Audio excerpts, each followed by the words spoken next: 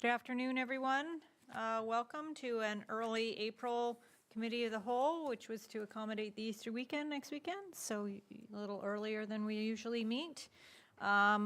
We do have quite a, I'd say, hearty agenda. So with that,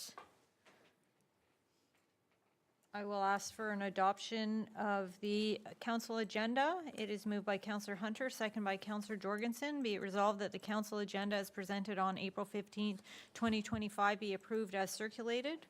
All in favor?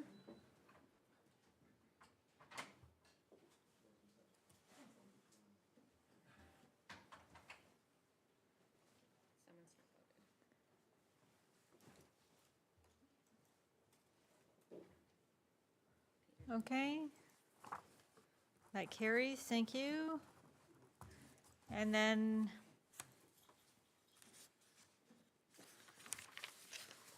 is moved by Councillor Johnston, second by Councillor Jorgensen. Be it resolved that the next portion of the meeting be closed to the public in order to consider personal matters about an identifiable individual, including municipal or local board employees. Okay. Ask for a vote.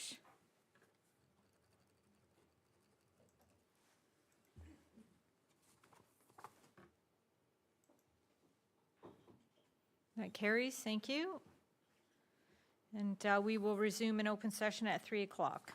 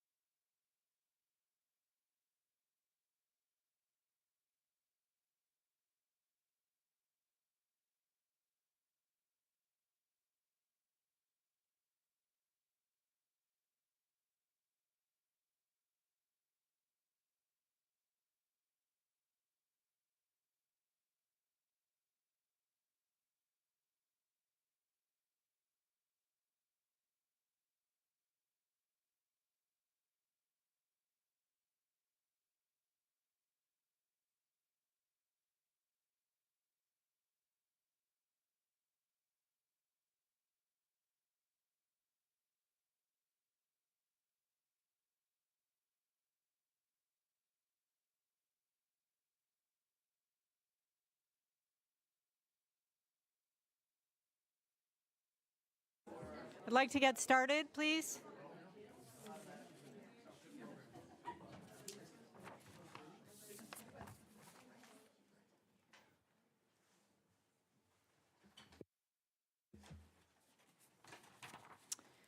Okay, good afternoon, everyone. For those who joining us now, we did start at 2:30 with a closed session, and there will be something coming out of closed session at the council agenda. It is moved by Councillor Hunter and second by Councillor Johnston. Be it resolved that the Committee of the Whole agenda, April 15th, 2025, be approved as circulated. Please vote.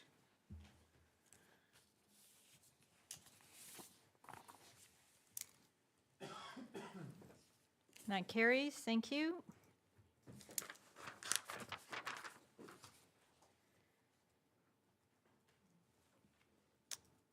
Councillor, are there any disclosures of pecuniary interest on the agenda today?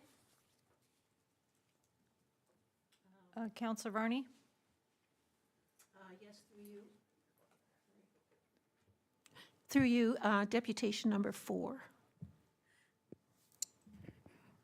Okay, thank you. Over to Councillor Jorgensen to please deliver a land acknowledgement statement. Thank you, Your Worship.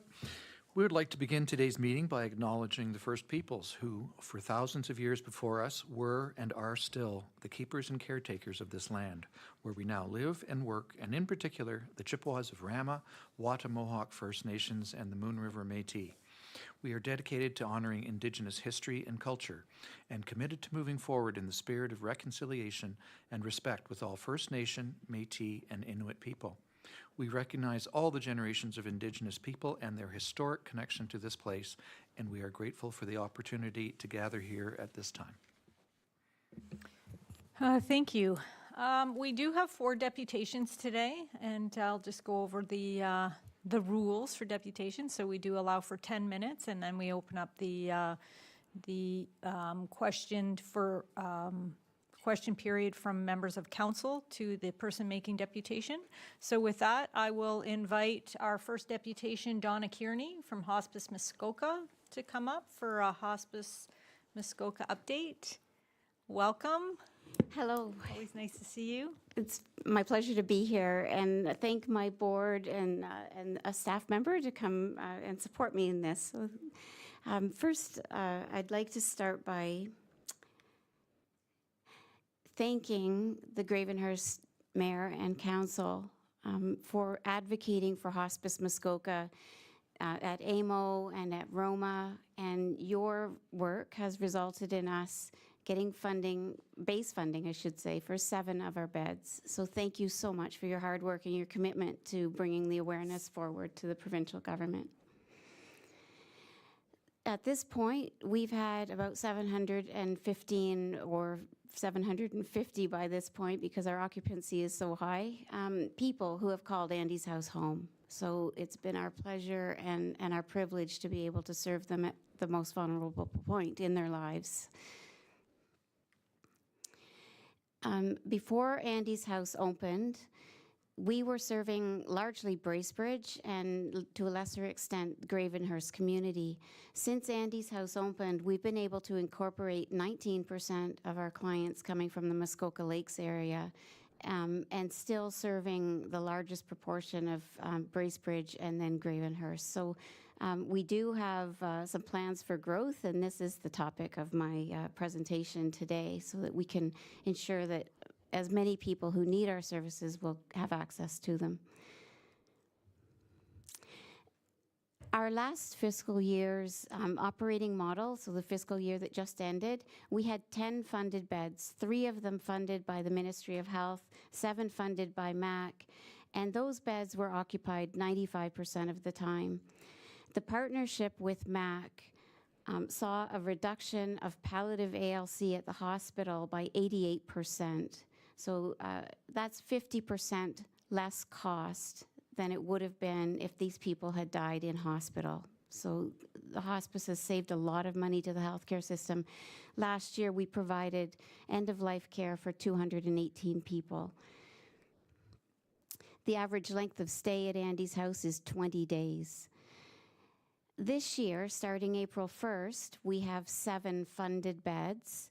And our commitment or partnership with MAC will continue on a month-to-month basis for the remaining 3 beds, but they are pursuing a new partnership opportunity. So MAC and Hospice Muskoka jointly submitted a deputation to District Council a few weeks ago to propose a strategy to further assist with funding for the 3 beds to address the long-term care palliative issue and ALC, palliative ALC and long-term care ALC. So to maintain our palliative ALC reductions and address the long-term care palliative issue. And we hope to do that by having people who are at end of life in long-term care move into one of the 3 unfunded beds at Andy's house, thereby freeing up a bed in long-term care for someone from the hospital to move into as a strategy. So we are meeting with the district on May 6th, and there will be some further reports coming out after that meeting. We hope to launch the Andy's House at Home program this fiscal, and this program will see a specialized nurse practitioner going into the community to provide palliative care oversight to people who wish to die at home. We will be available through this program 24/7, 365, and we will work with our partners who already serve this system. So the community paramedics, Cottage Country Family Health Team, Ontario Health at Home, the District of Muskoka, and MAC. And the goal of this project is to keep people out of the emergency room. Right now, we know that MAC has one of the worst rates of people in the last 30 days of life using the emergency room for pain management. So this program will keep them at home and have accessible pain management at home instead of traveling to the emergency room. Grief and bereavement services, those are one of the fastest growing programs that we offer. We are partnering with the Trillium Lakelands District School Board, and we're currently offering grief and bereavement services in 2 of Gravenhurst Public Schools and 3 in Bracebridge. The children are particularly vulnerable at this time. They're losing parents and very close loved ones, grandparents. So this is a very vulnerable time, and these services are growing rapidly. So we've just submitted a proposal for funding for a full-time social worker. Right now, we do offer a full-time social worker paid through donor dollars, so we're hoping to get some funding for that. We are looking and working with the town of Bracebridge to find a site to offer care closer to home, and this will include pain and symptom management for people who can come out to the clinic, grief and bereavement, caregiver education so that anybody who's caring for a loved one at home can be supported and taught how to do it effectively. Advanced care planning sessions, home visits, and counseling. So we hope to have a site in the next few years in Bracebridge, and we are definitely on the plans for the Gravenhurst Health Hub site, which we hope will be built shortly so that we can offer the same slate of services in Gravenhurst. We know that the Gravenhurst population is underserved. As far as palliative care needs go, we know that we could make a big impact to the quality of life at the end of life for this community by offering these services. So we are working with Cottage Country Family Health Team. We are helping them with their fundraising efforts by offering some of our expertise in that area. And hopefully we can see that build start soon so we can move into this community and have a real presence here. So ideally, Hospice Muskoka will mirror the Cottage Country Family Health Team structure, Andy's house in Port Carling, and then a satellite site in both Bracebridge and Gravenhurst, bringing care closer to where people live and making sure that we're accessible 24/7 and integrated with the rest of the healthcare system. Thank you. Okay, Well, thank you for your update. I mean, dying, it's, I think, the only thing we all have in common. So it's nice to know that they're so well cared for in your care. So thank you for everything you and your board do, and much appreciated. It's such a great service to the community. Council, are there any questions? Councillor Johnston? Thank you, Your Worship. Through you, it's not so much a question. Donna, I just have a couple of brief comments. And first off, I want to thank you and your team so much for what you do, as the mayor just indicated.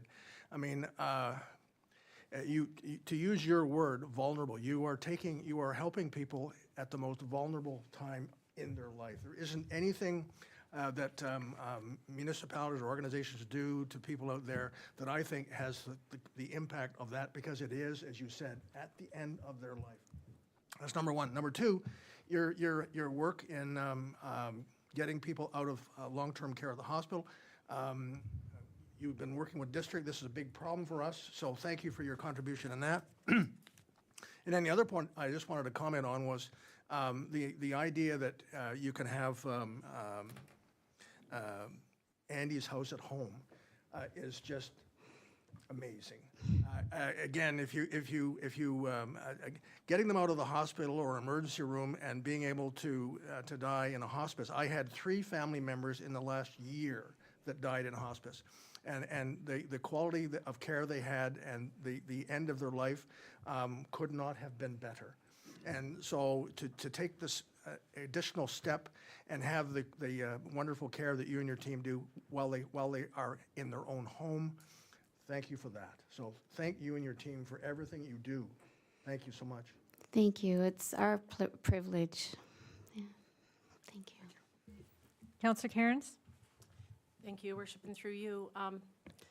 I echo the comments of Councillor Johnston, but I just wanted to, also add that I had no idea that that you would be giving or assisting with caregivers, and that's so important. I've come to the age in my life where my family, needs caregiving, and so many people, so many avenues now are available to those. We're not alone, and that's very important to us.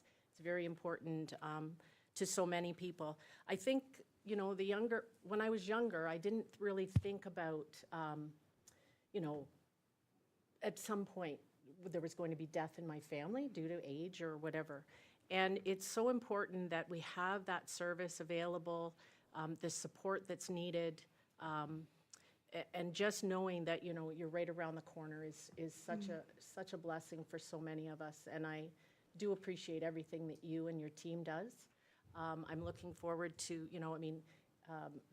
having a nurse practitioner come to the home and assist with those who, if you don't have a bed available, at least, someone is able to come to the home, and that's where most people want to stay. They don't want to go to a home. They want to stay at home and live their life as long as they can. And I think it's so important that, that program will be existing to have a nurse practitioner go in and help, make sure that they're comfortable and that they know that they're loved and cared for and they're in their home and this is what their wishes are. So I think that's really important.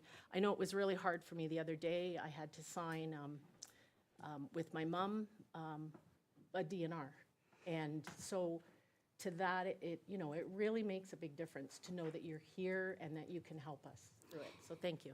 I think the luxury of dying at home is for the privileged, and that we're seeing more and more people who are homeless at Andy's house. And so the opportunity for them to die with dignity at Andy's house, and to know that they've experienced that type of love and support once in their life is really fulfilling for us, for all of us, and it makes it very worthwhile to go to work every day. Councillor Morphy? Thank you, Your Worship, through you to... Just give us 1 second. There you go. Okay. As you know, I'm a great supporter. You have 7 fully funded. You've got 3 left over that are month to month.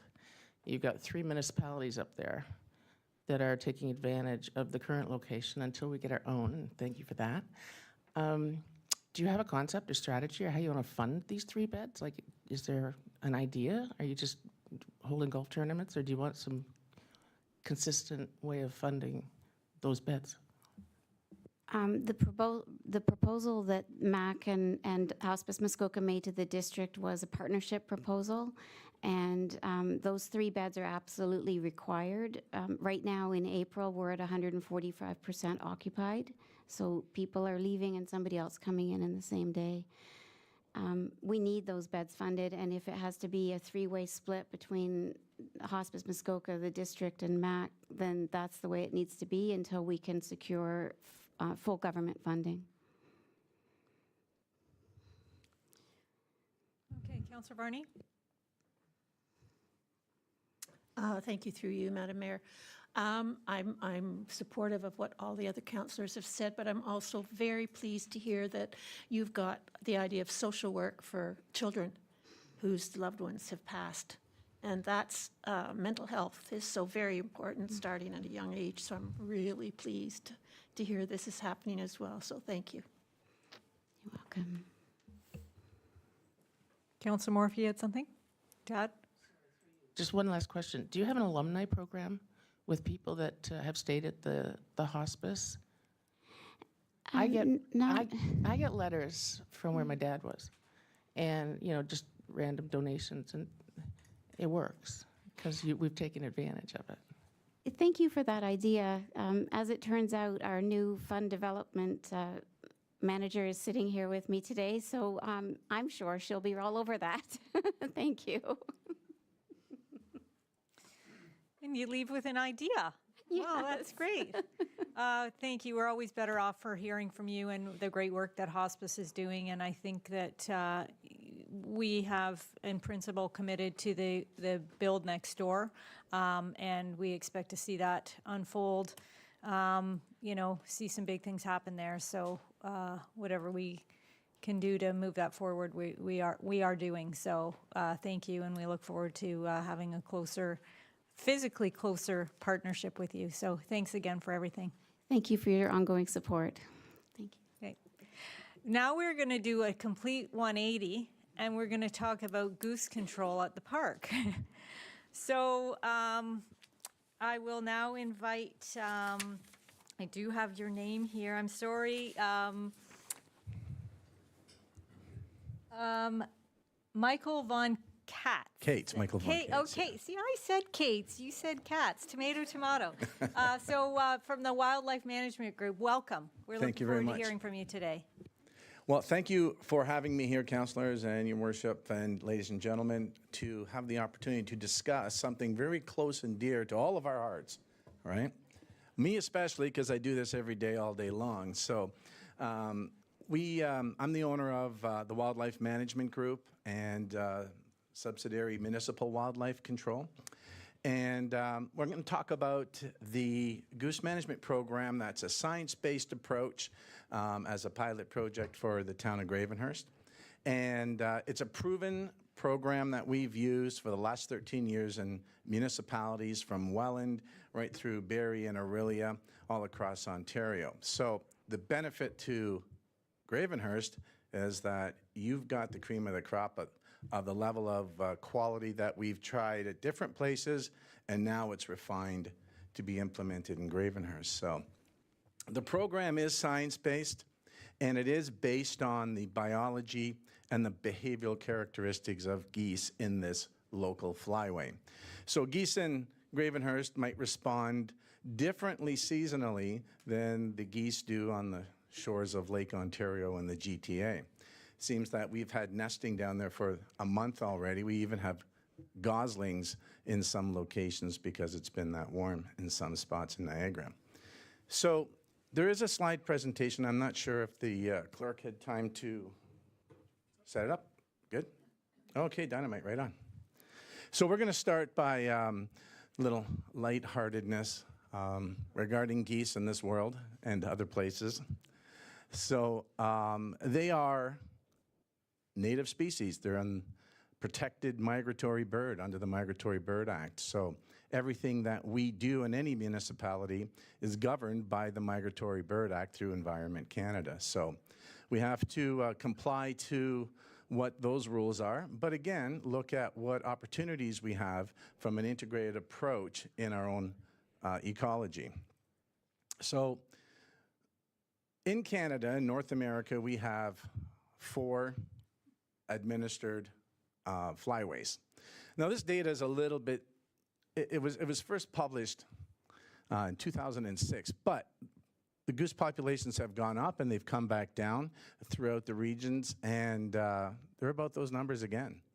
So we're dealing with more resident species than we are with migratory birds. And in each one of the regions, you can see the Atlantic region, which we're located in, we have 3 times plus as many resident geese than we do migratory birds. So those birds are the ones that are around 10 to 12 months of the year. And in some municipalities, we see these birds 10 to 12 months of the year, right? As long as you have open water, you've got geese pretty much, right? This year was an exception, but last year we had geese already nesting in many of the parks and properties around Gravenhurst. So what's the concern with geese? Well, their adaptation to people environments. We develop their natural habitats, and then we create habitats, you know, manicured short turf. May as well paint buffet on there for the geese because that's what they're coming to, right? And then in our parks, people like to feed them and they get accustomed to the people presence. And what we have to deal with are the issues that are associated with geese. Droppings, aggressive nesting pairs, the issues with avian influenza and E. coli and lots of other things within their droppings, and how that exposure happens to people in soccer fields and public parks and things like that. And this is Gull Lake before the stones went in. And you can see that in most applications that geese are used to, they're coming from the water right up on the turf. And that's why they're there.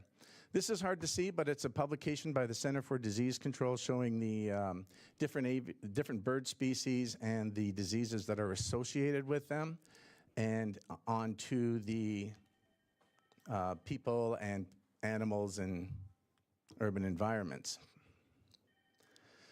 What's the value of a Canada Goose Management Program? Well, it reduces the issues that are associated with geese. Look, geese are beautiful. Everybody wants a balanced population of avian species in our communities, but it's what they leave behind that we don't want. A healthy balance between seasonal goose activity and people environments. So that healthy balance is our focus, because we know we're not going to eliminate 100% of the birds, but we want a balance where the issues that are associated with the geese are eliminated. And peace of mind knowing that the program maintains a safe, healthy, and managed approach to wildlife management. We're in a community of public. Some people want the geese there, and some people couldn't care less if they ever come back again. But what we want to do is maintain that healthy balance and manage that population effectively, right? So the initiatives we take are seasonal. So we know that there's 4 seasons that the geese we really have to focus on. One is right now, you see them pairing up into their nesting pairs and starting to nest and create their little family units. The other one is during molt. And it's all done with that permit in mind, because if we move a nest or an egg, we have to have a migratory bird damage permit. And the town has that already. So we help manage that application and all that paperwork with the town. And then during their molting season is when Mother Nature says to the adult geese, okay, you got little goslings, you need to stick around so you're not flying anymore. So all of a sudden, one day, the first 2 days of June, you see feathers all over your parks, and you see adult flying feathers everywhere, because now those adult geese aren't going anywhere with little goslings. So Mother Nature says you got to stick around and protect them. And what happens then is the young ones, depending on how old they are, they will grow their flying feathers for the first time, and then the adults will regrow them. and then they start flying together by the end of July into different spots in different areas. So the seasonal evaluation is done during those primary biological cycles of the geese. Again, it's science-based, so we know that geese and bird species see an ultraviolet spectrum. We know how their behavior, how they react to natural predation. When we do a site assessment, we take a look at all those things. Are there any natural predation? No? Well, your goose pressure is going to be higher. Is there any ideal habitats for them to nest? Absolutely, on-site and off-site. So we understand that that process is going to take a little more effort, and that's part of that seasonal evaluation. And the progressiveness of the program.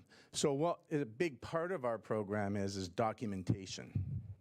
It's recording, it's reporting, it's trending. So that's part of our continuous improvement process.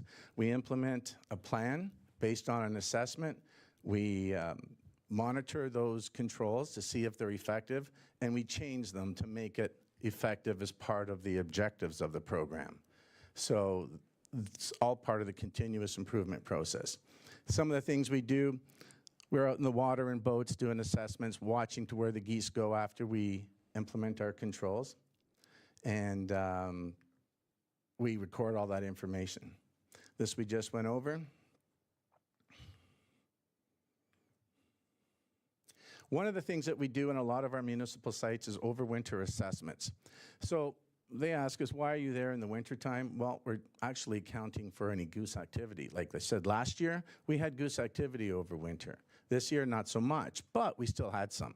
And that's all attributed to the overall program annually that we implement. So here's a little table that we put together.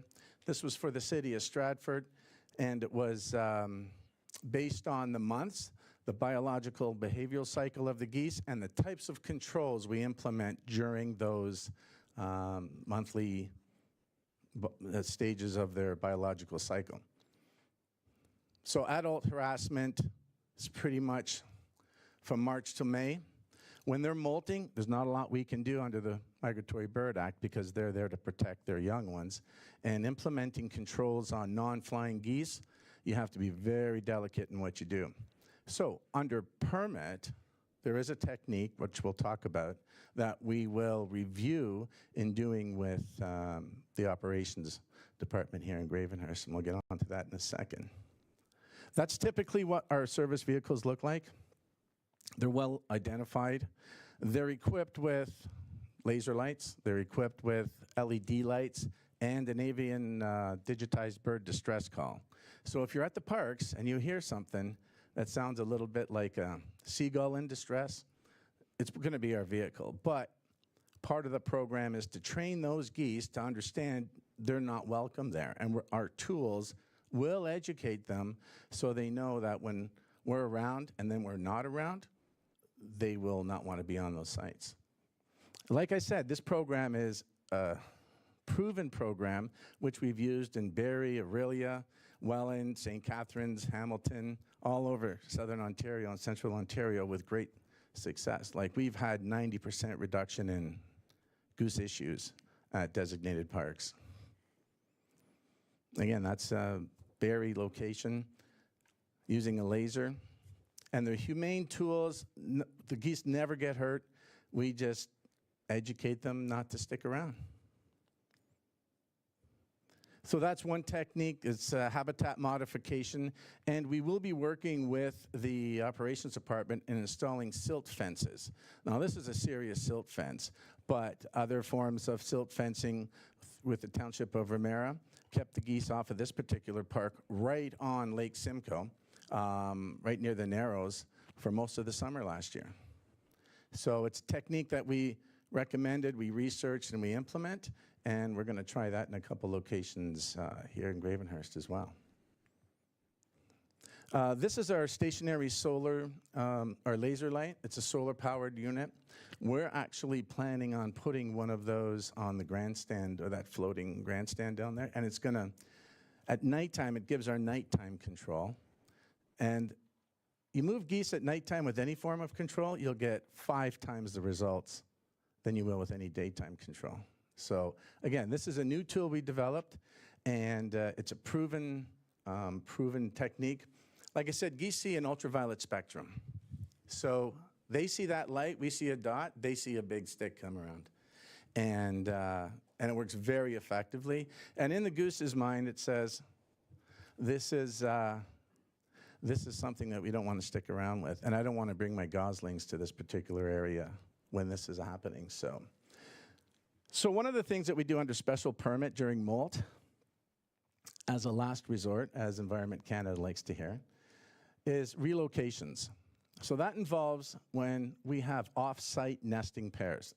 And a good couple of case studies for this method is the City of Barrie. Up and down Kempenfelt Bay, there's lots of residences, as we have around Gull Lake too.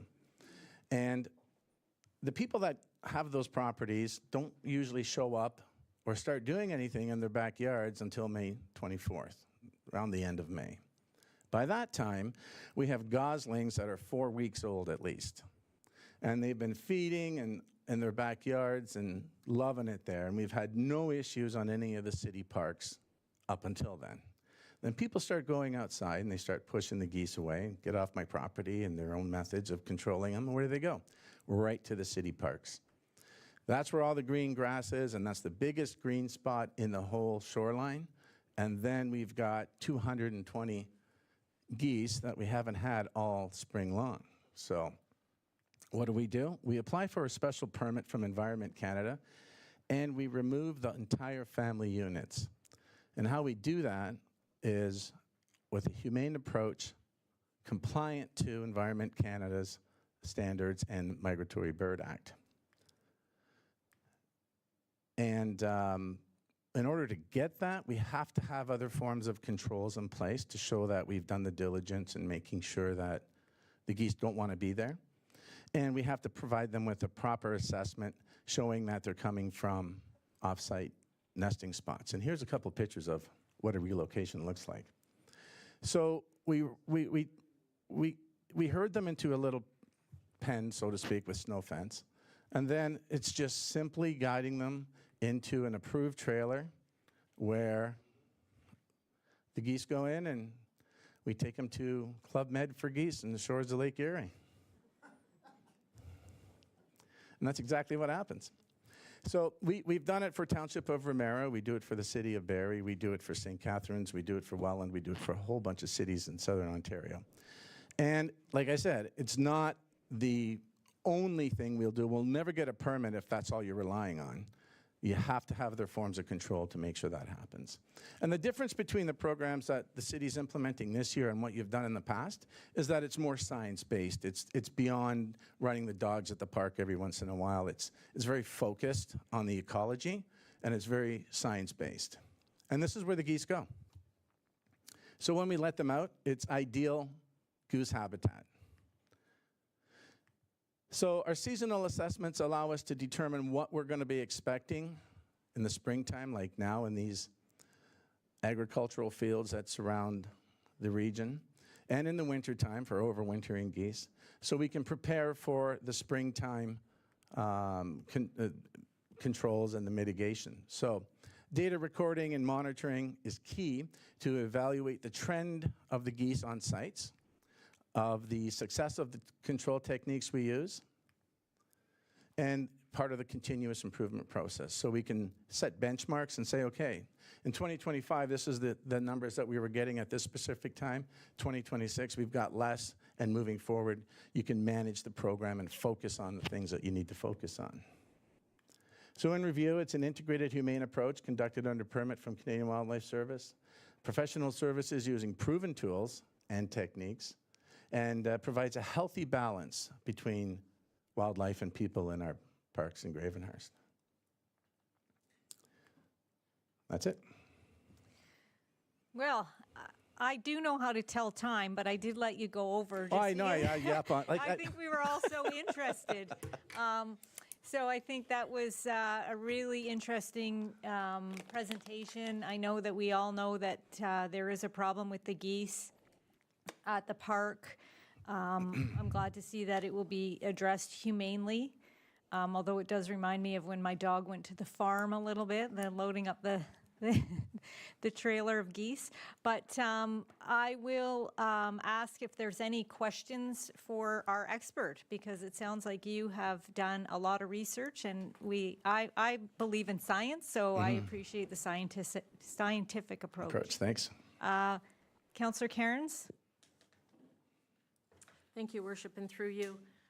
I like your approach. I feel very strongly. I live on Gull Lake, and we've had so many issues with the geese and the pollution and not being able to, host swimming lessons there due to the fact that the water quality, that's one of the contributing factors to the water quality. We did have at one time, did try the laser lights. They worked amazing, and so I'm really looking forward to that. But my question is, when would we be starting, or have you already started? Because the lake is wide open and the geese are there. And I'm really worried that, they've already started molting, they're pairing up, I've watched them. I've been I'm a bird person, I really like to watch, and I'm really worried that if we let them get into the molting season, which I believe they're, habitat, it's happening now. So how soon would we be able to get this program implemented and started in Gull Lake to start? Anyway. Well, the program's been implemented since April 1st. Now, that involves a lot of monitoring because we still had a lot of ice April 1st, right? So we're on site assessing what the bird population is doing. And when we have the pairs, we see the two. They don't molt and lose their flying feathers until June, first couple of days of June. So they fly up until that point, the adults. Now, they may have goslings, but what we're focusing on this time of year is the pairing and where they're pairing. So your permit allows us to remove nests and eggs from properties owned and managed by the town of Gravenhurst, right? So the adjacent properties, whether it's a residential site or an island that's owned by provincial government or that piece of land that the Ministry of Transportation owns, where it's wetlands and it's ideal nesting spot, we know what happens. We can't do anything in those spots because they're not under permit. And to go in there and do something on a private land without a permit is a federal offense. So we don't want to take that chance, and we want professional representation for the city too. So we don't want to put you in any hot water. So what we do now is focus on those sites and assess where those pairing geese are going. And we monitor that, and we keep them off those control zones, and that's the focus at this time. You will still see geese on Gull Lake. You will still see lots of geese on Gull Lake, but we won't have them or their issues in the control zones that the town of Gravenhurst owns and manages. So just so you understand that aspect of it. Great. Okay, Councillor Morphy? Thank you. Through you. The fences work a la minute. Like, as long as they're there, they work. And they're a little bit of an eyesore. Do you ever recommend, which means they'd be permanent, like if you want to, you go that route? No, the silt fences have a purpose at a certain time of the year. And So that, if you let me oh, sorry, complete I'm the sorry, go sentence, ahead. do you ever suggest revegetating, naturalizing the shorelines of the parks, which is permanent, which makes the geese not want to come to the grassy areas? Because I see that as a kind of a no-brainer in my mind. Is that ever something? 100%. And thank you for bringing that up, actually, because I missed that point. Habitat modification is something that we do seasonally as well as on a permanent basis. Now, what we did in Barrie and in Bayshore Village and Lagoon City was we implemented the silt fence so that shrubs could grow behind them. And that protected them from lawnmowers and things like that, from chopping them down, especially where there's residential areas that border with the municipal parks and things like that. So the silt fence was there to allow that vegetation to grow, and we only recommend using indigenous species of plants, redwoods and things like that, that grow very thick, very fast, and they look great. So we're working with operations and identifying that process as well. Okay, Councillor Strength? Thank you, Madam Mayor. Through you, thanks for the presentation. I'm just curious, so there's permanent lights, there's permanent sound? No, not permanent Not sound. The permanent permanent sound is in the vehicle. Okay. So is it just like a one season event then? Or does your initial visit and assessment last for years and years and years to come? Like, do they just get to a point where they know this isn't the place for them to stay and they don't ever come back here again? So what happens is with a typical goose management program, the pilot project that we're implementing with Gravenhurst is going to allow us to get all kinds of data that first year. And then from there we can say, okay, like this is what worked, this is where we should move forward, this is how the geese responded. Usually with a program, and I'll give you an example, the city of Barrie, we implemented that program as a pilot project for 3 years, and then they RFQ'd it, and we've been servicing it since 2013, I think it was. So, and it's managed every year. Environment Canada biologists, who we work really close with, say this, and it's pretty straightforward. As long as you have water and grass, you're going to have geese. Right? It's Canada. Okay, does anybody else want to have a comment before I go back around to other people who've had a chance? Okay, Councillor Cairns? Thank you, Your Worship. I'm sure you're familiar with Jack Miners. Yeah. Can we take the birds there? Because they love the birds. We take them to a place that's closer, and distance is important. So we take them to a very similar site on Lake Erie, and it's the closest one. Now listen, if the town of Gravenhurst has got a piece of land that's compliant to the same environment, that would be great. We could bring them there, and you will have 8 to 10 weeks of no geese at these parks, right? And it's nice and close, and Environment Canada would love it better, because the distance makes an issue with getting your permit. If I can follow up, that was just a question, because Jack Miners is a huge bird sanctuary for the geese, and Mr. Miner apparently donated a bunch of land to have that happen, so I thought that was pretty interesting. But what I did want to mention was, and this is part of the geese control area, is Gull and Silver Lake joined in and getting the Love Your Lake program, which also is one of the programs that goes around and tells people about how to vegetate their shoreline and things like that.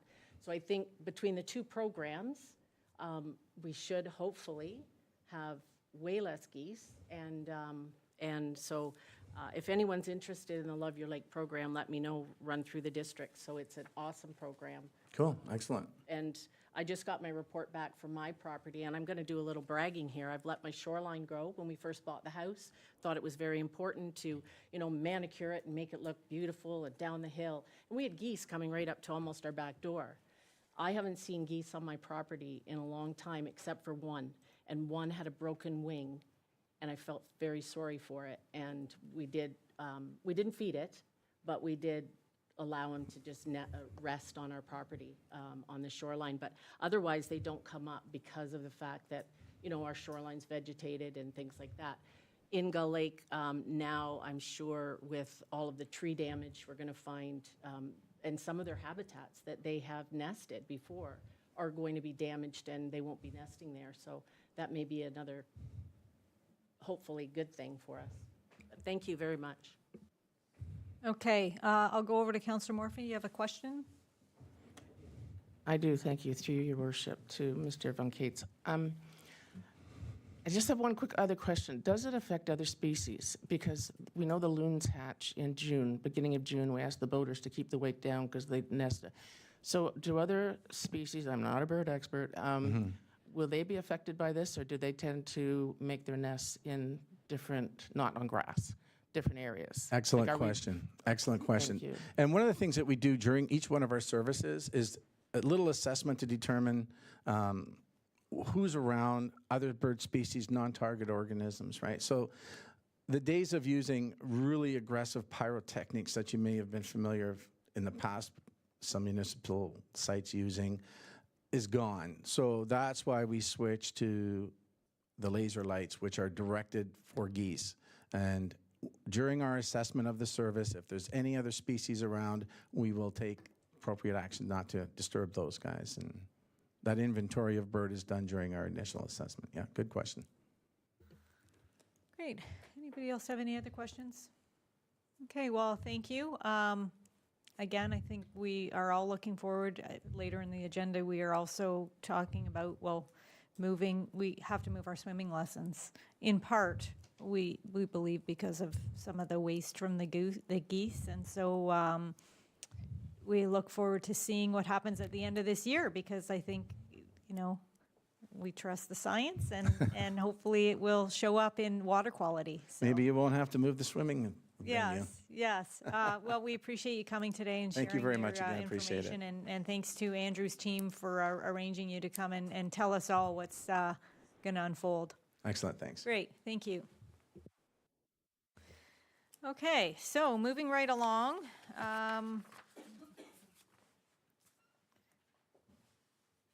I believe we have Wendy Fairburn coming up to talk to us. I'm a bit of a pushover, but I will remind you, you do have 10 minutes. I'll be short, really, I will. Thank you very much, Madam Mayor and Council. I'm here on behalf of the Muskoka Wharf Association. So we represent a number of the business at the wharf area. We are asking for consideration to waive the fees to Cockburn Square again this year, as we had last year. Heather Fraser was here and made a deputation. We are wanting to extend it for the Bay and Beyond season, specifically this and possibly next year. The businesses have noticed that the revenue, because of the construction, has dipped greatly. We're hoping to do a whole bunch of initiatives, some new, some old, in that area to increase both tourism as well as bringing the locals back down to that space to increase our businesses at the restaurants and the retail. We're just wanting to have that little bit more activity. We know that a number of the none of the activities are coming back down to the wharf, but our mainstay, the Wednesday Farmers Market, is still going to be at Gull Lake Park for this year. And we, as businesses, notice that great decline on that Wednesday when we have boaters coming into the market and then spending time down at the wharf. We have a number of events, as I mentioned. We are starting off with the 100th anniversary of the Seguin on that first weekend last weekend in June, and to Canada Day. Then we're bringing back the Pirate Festival. So the Pirate Festival is going to go from the steamships all the way down to the MDC. You'll see different venues, different vignettes happening throughout the area. And then our new initiative is going to be a busker activity, which is going to happen on the weekdays, Tuesday and Thursday right now is what we're looking at, where we're bringing in local artists to set up in different locations at different times throughout the day to ensure that we're enhancing the area and making sure that's active and life-giving to the businesses. Because as I said, they were hitting up very hard of last year. I know we've changed the direction of the construction, but I still think there's going to be a bit of people hitting James Street and keeping going up the 169 and missing all those beautiful businesses down there. Like I said, short and sweet. So. Well, thank you. I appreciate you coming. We have talked about this before, Council, as you all recall, last year when from shipyards, a representative from the shipyards was here, and normally we do not put motions forward at council, but because we have batted this around and we have previously received a report from staff on this issue last year, we did prepare something to allow for the continuation of this. So I am going to, just 1 second. Yeah, well, I'm going to put the resolution up, and if anybody has any questions about the resolution or to Ms. Fairburn, I think we can do two things at once. So, Councillor Morphy, you have a question? And I'll read the resolution in a second. Thank you, through your worship, to Ms. Fairburn. I keep hearing rumors about transit. Like, I know the farmers market is a big loss on the Wednesdays and the boats that come. And I've heard mention of a trolley, something that still bring the traffic, take them up to the farmers market, come back to eat at the restaurants and whatnot before they get back on their boats. Is there any truth or talk to that? Not that I'm aware of.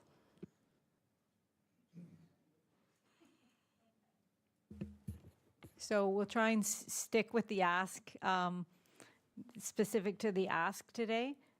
So anybody other have any questions, and then I'll read the resolution? We'll need a mover.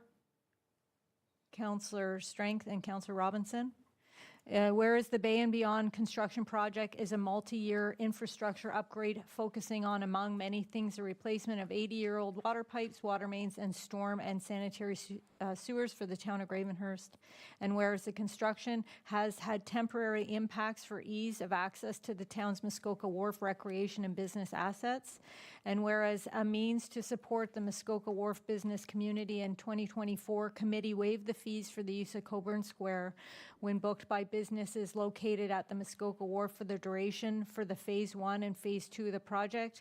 And whereas as the project is moving into more phases, a deputation was received requesting the continuation of the fee waiver support to the Muskoka Wharf business community.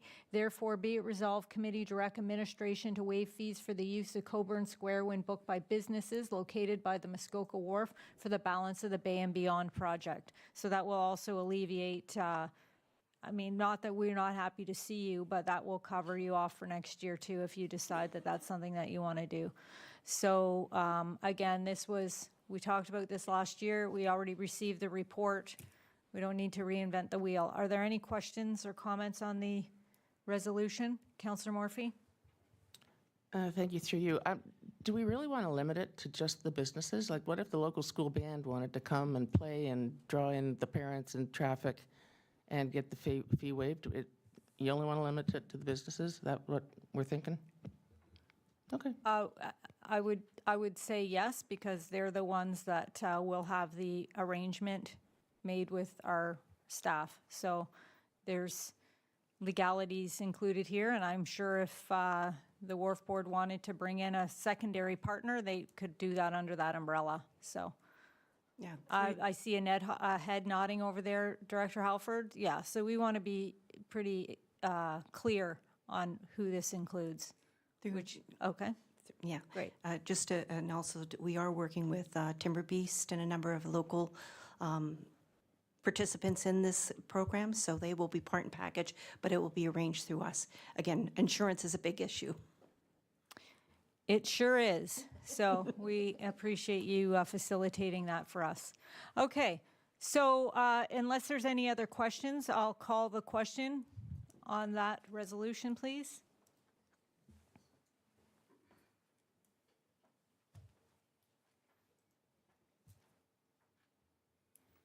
Okay, and that carries unanimously. So thank you for your presentation. I'll remind council we sort of stepped out of our regular practice to do that because the homework had already been done last year. So with that, thank you. Thanks you, for Madam coming. Mayor. Yeah, we look forward to see what you got going on down there. We'll see you down there for sure. Oh. I was trying to stick with the story, but yeah, we've had lots of interactions over. It's beautiful. Okay, so next. Last deputation for today. We do have it. I've got too much paper going on here.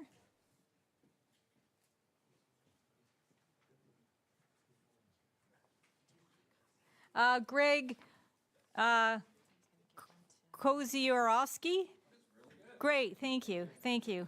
I struggle with those sometimes, some of the names, from Arts in the Albion. Arts at the Albion, yes. I'll give you your 10 minutes. Great, thank you. My name is Greg. I'm a member of the board at Arts at the Albion. And before you begin and start flipping through pages, I ask that you hold and let me guide you through it. Short disclaimer, everything I say about our sign bylaw, it relates to our BIA. A little bit of background on page 2. Arts at the Albion is an artist-run cooperative gallery and workspace. We have 18 full-time members and 1 guest artist. Currently, that is the Gravenhurst High School. We represent all age groups, from high school to well into retirement. 9 of our members live in Gravenhurst, and we represent Ward 1, 2, and 5. Most of our members have been featured in area magazines, Hideaways, Muskoka Life, Unique Muskoka, Our Homes, and cottage life, to name a few. Many have been recognized locally and regionally for their work. A few years ago, one of our members won the Canadian Sculpture Competition. Another, who shares his craft at Georgian College, was a Team Canada member at the 2023 World Photography Cup. Our products. As an art gallery, we focus on 2 and 3D art, home and cottage decor, and these are expressed through painting, carving, jewelry, basketry, sculpture, fiber arts, stained glass, woodwork, wood turning, airbrushing, drawing, photography, and books. 100% of our products are locally made. Some of the services we offer include special events, art exhibitions, creative workshops, life drawing classes, studio space rental, repair services, wedding and other photography sessions, and design consultations. We are the only art gallery within the BIA. We are also the only merchant of locally handcrafted goods within the BIA. The Muskokan recognized our gallery as their Reader's Choice Diamond winner in the Summer Favorite Gallery category. Our Google reviews are at 4.6 stars out of 5, and none of our reviews are below 3 stars. Our location. As most of you know, we're at the Albion, 100 Muskoka Road North, intersection of Bay Street and Muskoka Road. The building has heritage designation. That means we have no options for additional fascia signs or wall signs, except for the 2 signs we already have. Our existing signage is a small fascia sign directly above our door, and the other is a wall sign hanging just to the left of our entrance. Although we are on the ground floor, we have 5 large windows facing Muskoka Road. But because the ground floor is raised in the building, none of our windows are at eye level for pedestrians. You would have to be 5 feet 8 inches tall just to see the bottom of our windows at street level. We have and use sandwich boards. Sandwich boards are suggested as an alternative to flags. These signs have some great advantages, but they also have some great disadvantages. We have 2 types that we use. One is a lightweight build, which is easier for mobility, but it's useless in a gentle breeze. The other is a heavier build, still nowhere near wind resistant, but better than the first. The second one, though, is too heavy for many of our members to carry in and out and navigate the stairs with. As a result, last year, we had many days with no additional signage in front of our store. The issue. On page 3. In May of 2017, we accepted delivery and mounted 3 flags in front of our gallery. In October of 2017, Council passed a comprehensive sign bylaw. Since 2017, our yearly routine has been to take down our flags for maintenance in December and hang them back up first thing in the spring. We repeated this process every spring until 2024, when we were told by a town official to remove our flags for violating the sign bylaw. The issue of public or private has come up.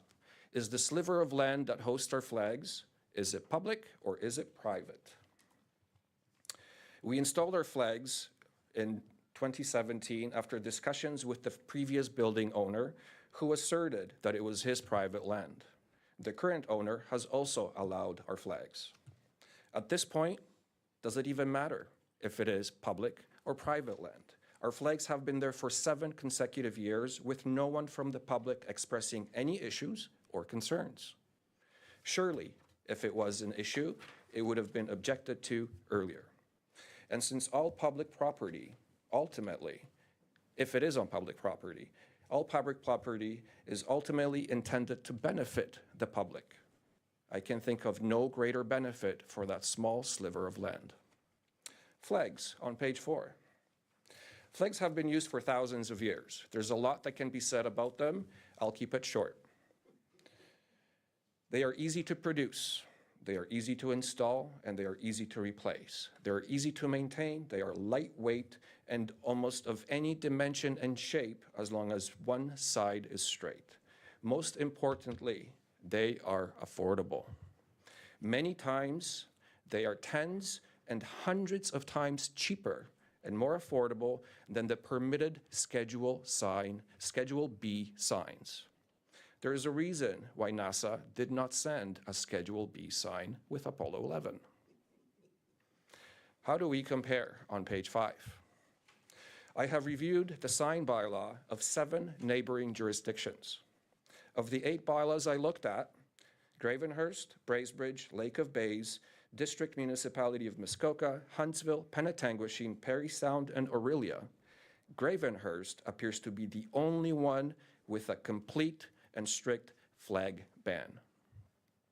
I would respectfully argue that there are clear differences between flags displaying corporate commercial messages and those that do not but are still considered commercial signs. There are differences between flags with branding, logos, and trademarks, and flags communicating locally made alternatives. There are differences between flags promoting welcoming tourists to a town and those promoting products they can buy back home. Sometimes less is more, even when it comes to regulation.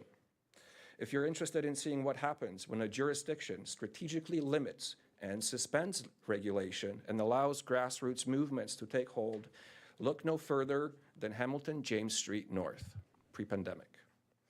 Our conclusions on page 6. It is clear that our flags had been installed prior to the town passing its comprehensive sign bylaw, and as such, they should be grandfathered in. There is no justifiable reason for a complete flag ban. It's fair to say that at least some of the jurisdictions with no limits or some limits on flags have more attractive and desirable downtowns than we do. Clearly, it's not the flags. Flags are a practical, cost-effective way for merchants to communicate with potential customers.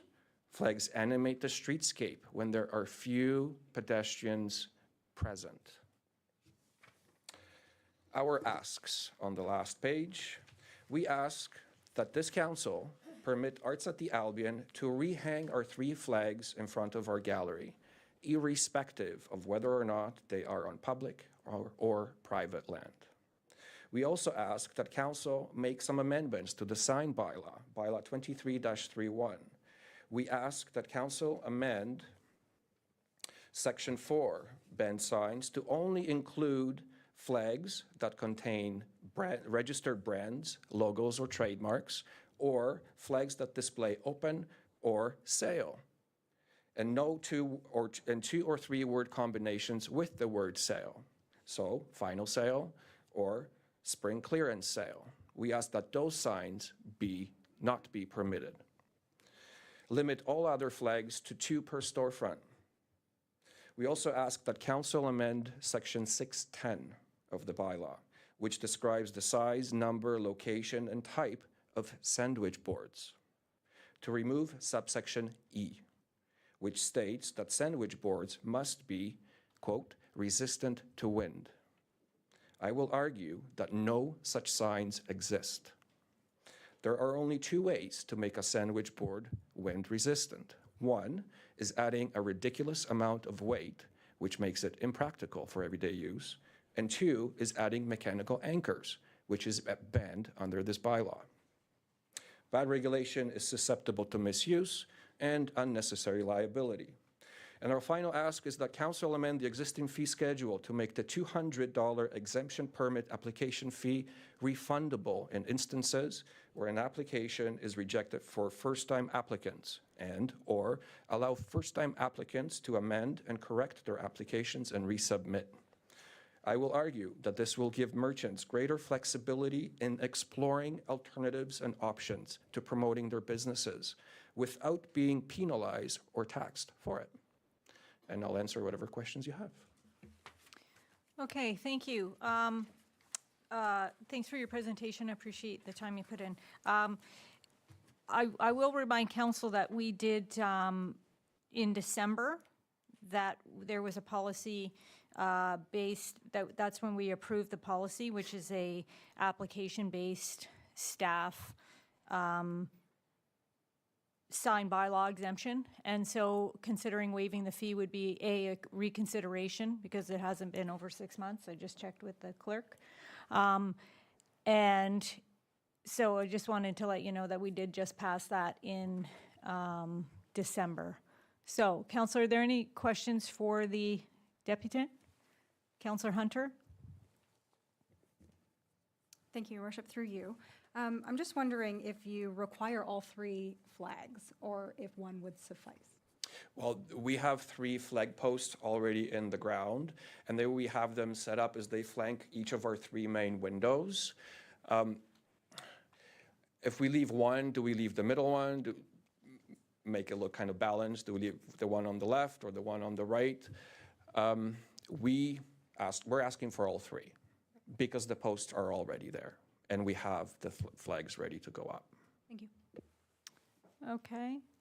So, I guess my question is, have you put in for the exemption then? No, I spoke with Ms. Ford from Bylaw. Okay.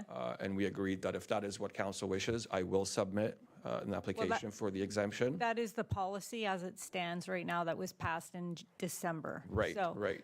Councilor, If I can add to that, sorry, after speaking with Ms. Ford, I mean, I figured her response will be a no, flat out no. So I figured, let's preserve town resources. If Bylaw is already going to deny that request, then I'm here asking you directly. So I guess what the policy is now is you make the request, staff review it, and then council makes a decision with the information provided. So the information you've provided us, I would say, would have been best in hand with the information from staff, and then we could make a decision based on the 2 recommendations. So that's why we ask that the pre-work is done, because otherwise what happens is you come and make the request, and then we have to request staff to go and do the presentation. So by starting with Right. staff doing the presentation, it's just in order of business. So- Following the sequence, I understand, Yes, but I mean, so- if you already know what staff's response will be, does it make sense to use up those resources and their time when we can resolve this essentially here as we stand? Yeah. Counselor Morphy?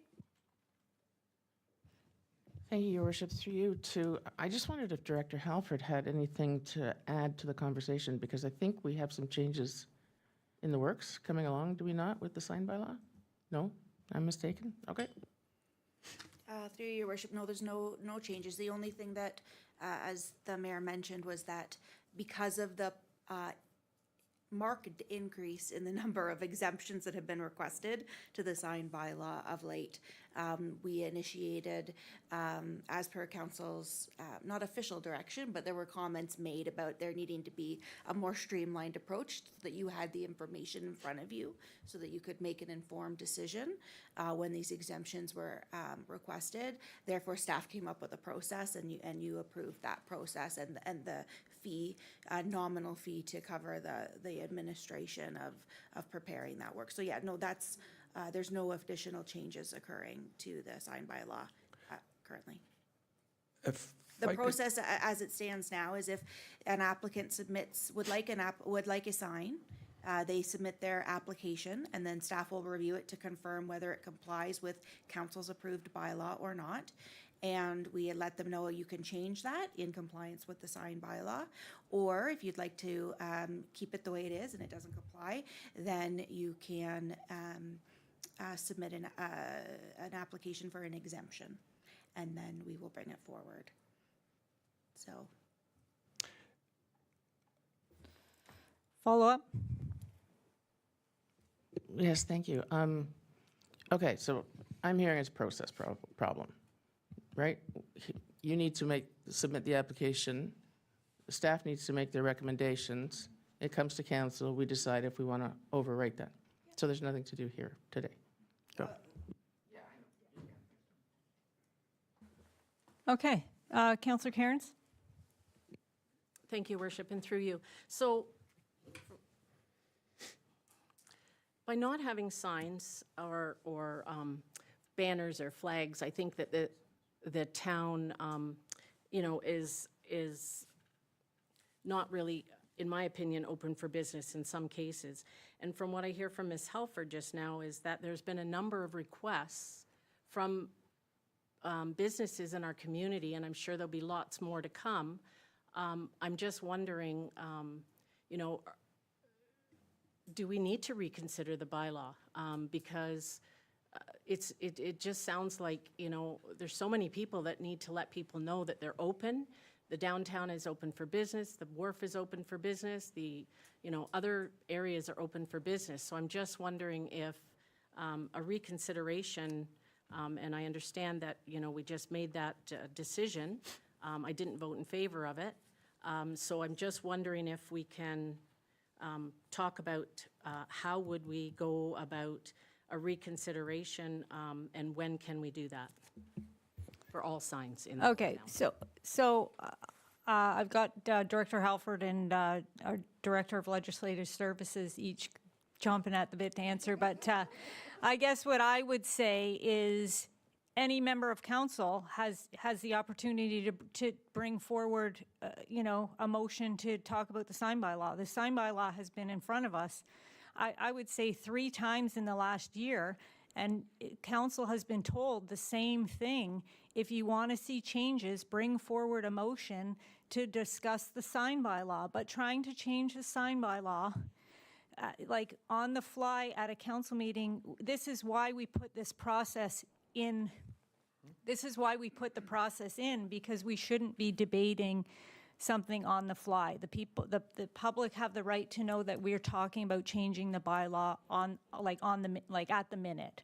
So that's why the process was put in place. The sign bylaw can be amended. The sign bylaw, as it is passed, was most recently changed at the election bylaw sign, which I have to say is amazing. Like, there's no clutter all over town with the latest election. But any member of council can bring forward a motion to talk about the sign bylaw in general. At the end of a deputation is not really the appropriate place, which is why in December we added this bit of, you know, policy, more structure to the process, so we weren't making decisions on the fly. So with that, I mean, Councillor Cairns, if there's something you want to see changed, you have every opportunity to bring forward a motion to talk to the sign bylaw. So I'm going to go over to Councillor Jorgensen, and I do see your light, Councillor Johnston. So although I don't really want to get into a debate about the sign bylaw, we're here to talk about this specific ask, and I would suggest, from my point of view, put the application in for exemption. Staff will bring it to us, and we can make the decision, you know, probably by the next meeting. So, Councillor Jorgensen? Thank you, Your Worship. I just want to echo your comments there, to be honest. This is exactly why we needed the process and that staff brought forward, because the bylaw always said that council has the right to exempt anyone. But this is exactly what we went through every time. And I would just like to recommend that, you know, we put that process in place. Please follow that process. Put your application for an exemption in, and then council will consider it. And that's how we're dealing with these one-offs, you know. With respect to changing the sign bylaw, I mean, this is not the place to get into it again, but I would echo your comments that any one of us can bring forward a motion to work on the sign bylaw again if it's not within the 6-month consideration or there's other issues around it. So this is why we put that process in place. Councillor Johnston? Thank you, Your Worship. Through you, surprisingly, I agree with you. Look, I want to be clear about why I said that. I'm all about process. That's been my career. And if I can refer to you as Mr. K, because I'll mangle your name, I understand your frustration, Mr. K, but that's not how we work.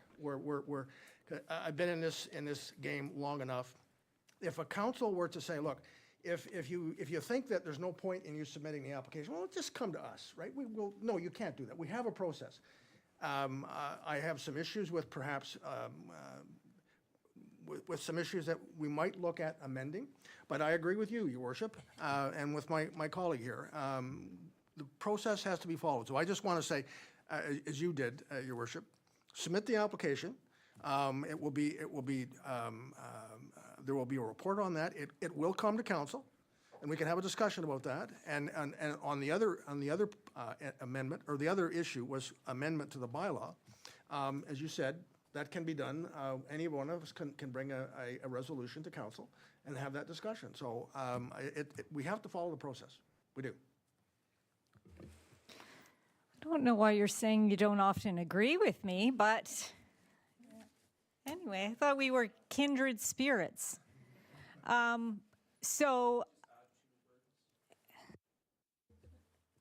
Sure. So actually, I would say it's something that needs to be resolved internally, because my first step was to go to bylaw and discuss this with bylaw, and it was actually bylaw who suggested I file a deputation before I filed the application. I think, I'm going to go to Director Halford, but I would think that they would say that if they decided, if you did the application and then we said no, then you could come and plead your case. Is that right, Ms. Halford? Would that have been the recommendation? Your Worship, what happened was staff had forgotten about the process because it's the first time, and I reminded them very shortly. So within the same day, he was advised that we had misinformed and that we were going, that the process is this. So no harm, no foul. It was this within several hours of the message being conveyed. So it didn't change nothing turned on it, so to speak. The new process was advised, and that we would, the proper process would be to go through submitting the application, which had been advised to other members of the Arts at the Albion that I had specifically spoken to. So it was human error, and apologize for that. We're all fallible human beings, and within very short order, it was addressed. It was the first time the process has been used because it was so new. So just Because we just approved that process we in just approved December. that So process, yeah. Okay. we have it all in place. Just that particular staff member had omitted that, but within very short time, corrected her error and advised of the revised process. So nothing turned on it. Okay. So, Council, are there any other questions? Okay, so my advice, thanks again for coming, but I think, sometimes messages get crossed. That's, broken telephone. I think, we'll see the application, and if it's, done in a timely fashion, I think we can expect to see it here before the, by the next meeting. Would that be fair, which is in May? Okay, perfect. Okay, so we'll message heard, and we appreciate you coming today, so thank you. Okay, Council, so we've been at it since 2:30. We're almost a couple hours in, so I'm going to, if that's okay with you, Madam Clerk, we're going to take I've got 4:17, let's say 4:30 back here into the members of the public.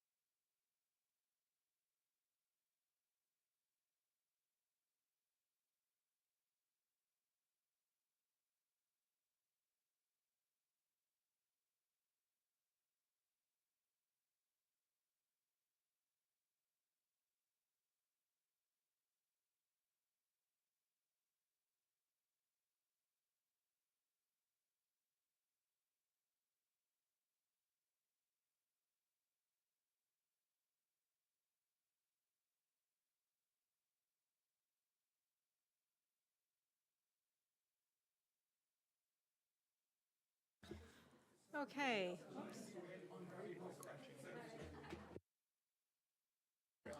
I won't eat when we're on. Just distract me when I'm going through this Do you stuff. like a carrot? Is that really what you're saying? No, just threw a granola bar down my throat. Okay, we're ready to get back at it.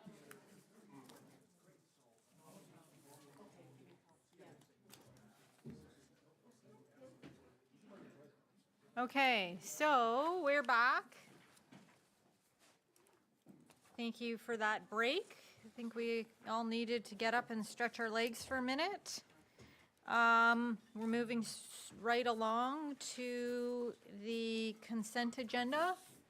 It is moved by Councillor Johnston and second by Councillor Jorgensen. Be it resolved that the following consent agenda items be approved. The minutes, Gravenhurst Public Library Board, February 13, 2025. Minutes, Gravenhurst Trails Committee, March 13, 2025. Report 2024 Development Charges Reserve Fund and Statutory Annual Report. Report 2025 First Quarter Financial Update. Report 2024 Building Services Annual Report. Report Septic Re-inspector Appointments. Report Bylaw Services Student Appointments. Report Award of Abbey Lane Drainage Improvements. And Report Award of Muskoka Discovery Center Roof. Council, does anybody have any interest in adding these to new business? Okay, seeing none. I'll call for the vote on the items.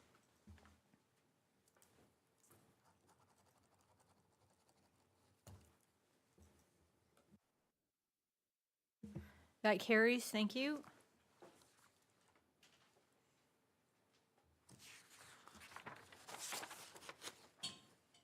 Subject we don't see every council meeting. We have recommendations of advisory subcommittees from Councillor Jorgensen. It's moved by Councillor Jorgensen, second by Councillor Cairns. Be it resolved that administration be directed to apportion funds from the municipal accommodation tax to pay the Town of Gravenhurst registration fee for the 2025 Doors Open event. Councillor Jorgensen, throw it over to you. Thank you, Your Worship. Council may or may not be familiar with the Doors Open program, which is a provincial program that runs in participating municipalities. And we have participated in the past in that, but not in recent memory. And the Heritage Committee has decided to participate again. It was in our work plan that council approved to participate in Doors Open. Doors Open is really a way to. It's one day that each municipality designates, not necessarily the same day for all municipalities. And basically, there's a number of buildings that are open to the public at no charge so that the public can get in to see buildings, either heritage buildings or important municipal buildings that they may not otherwise get to see. And I'm happy to report that one of the items is coinciding with the 150th anniversary of the Seguin, that we're going to have basically people will be able to board the Seguin free and have a look around as part of Doors Open. And Councillor Robinson there has reminded me too that another item that we're hoping to have on Doors Open is the Severn Bridge Fairgrounds there, also celebrating 150 years. So this resolution is simply for council to direct that some funds from the municipal accommodation tax be put towards our registration fee, and we'll have a lot more coming in terms of publicizing the event. The province has a has a website where everyone can go to and see all the Doors Open events for the year. So we will be participating with council's approval of this. I'll take any questions. Okay, great. Councillor Johnston, you have a question? Yes, Your Worship, through you. I guess if I have to ask a question, my question to Councilor Jorgensen is, are you aware that this is all good timing? Because you mentioned the Seguin, and the leader of the Liberal Party announced, I think yesterday, a program that will be instituted this summer if he's reelected, or if the government is formed by the Liberals, called Canada Pass. Have you seen that, Councillor Jorgensen? That's my question. Have you seen that, Councillor Jorgensen? And what? I'll say no. Okay, good. I've asked my question. The Canada Pass, this sounds like a great idea. The Canada Pass is going to allow students, young people, up to 19, free access to museums and cultural events and so on across Canada. And there'll be funding provided by the government. And so the details have not yet been worked out, but so it could be a nice link with what the Open Door Open initiative is going to do. So I just I like the idea very much. Yeah, I do. Thank you. Okay. Council, any other questions? Okay, Councillor Morphy? Through you, Madam Mayor, what dollar amount are we talking about asking? 285,000.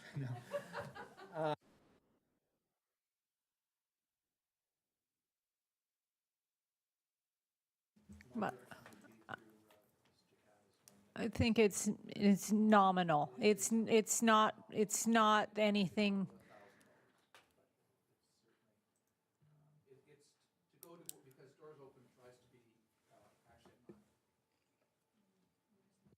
I guess. Thank you. I think Doors Open tries to be self-funding in terms of all the advertising and whatnot they do, so that's why there is it's basically pools. $1,600. $1,500, there we Yeah. go. Okay, I was wrong, you see. Yeah. Okay, and as I say, Doors Open runs, it's a basically a whole year program, and some municipalities might have their Doors Open Day in May. We are set for September 20th, I believe it is. Shoulder season, perfect. Okay, Councillor Cairns? Thank you, Worship, and through you. I've been involved in the Doors Open program before, and it is a wonderful program to be able to get inside of some of the buildings that, we might not have been able to get into. But my question, and I hate to bring this up at this moment, but the only way to identify where these locations are by signs. And so will the town have to, so each area, you're going to have signs that says this is the house, they'll be numbered. We've used pamphlets before so people can follow along, but there are signs and arrows that point to where they would be, and I'm wondering if they're going to need a sign exemption, because the only way to know where the people are the locations will be, other than if they can get a hold of the pamphlet or it's online. That's great, but not everybody has the internet, and there are some people that would like to see things. So it would be a sign that would be located and pointing to the direction of where the homes or the businesses or whatever it might be are located. So there are signs involved, and I know that's part of the purchase of when you apply for your Doors Open.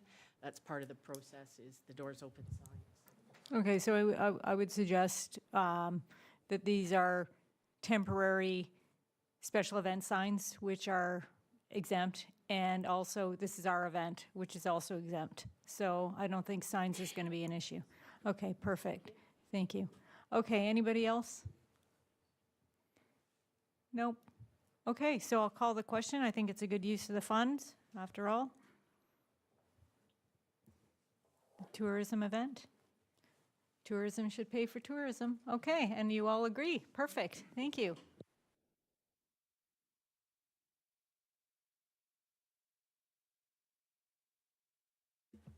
Sorry, I didn't know how I missed that, but Councillor Morphy? You didn't. It was after the vote. It was just, it's a little, I would like to know if every organization that applies for a MAT tax has to come through council.